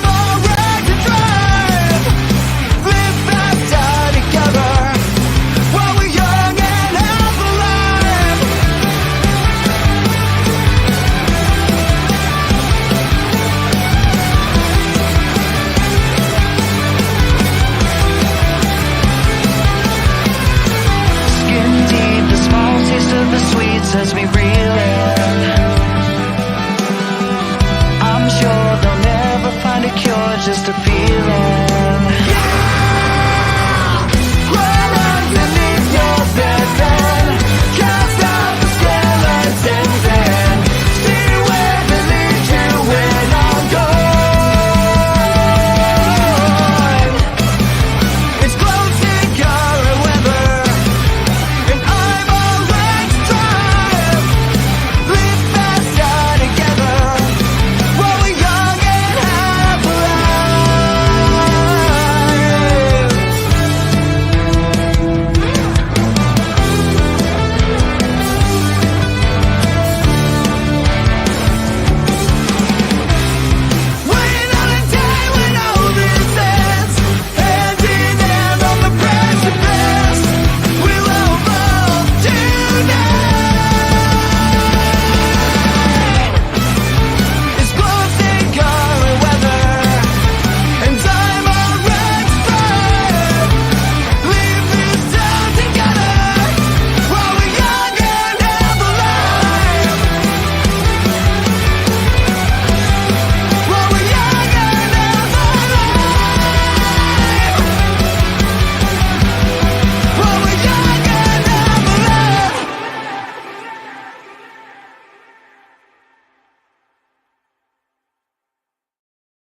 too much. Shut up, kid.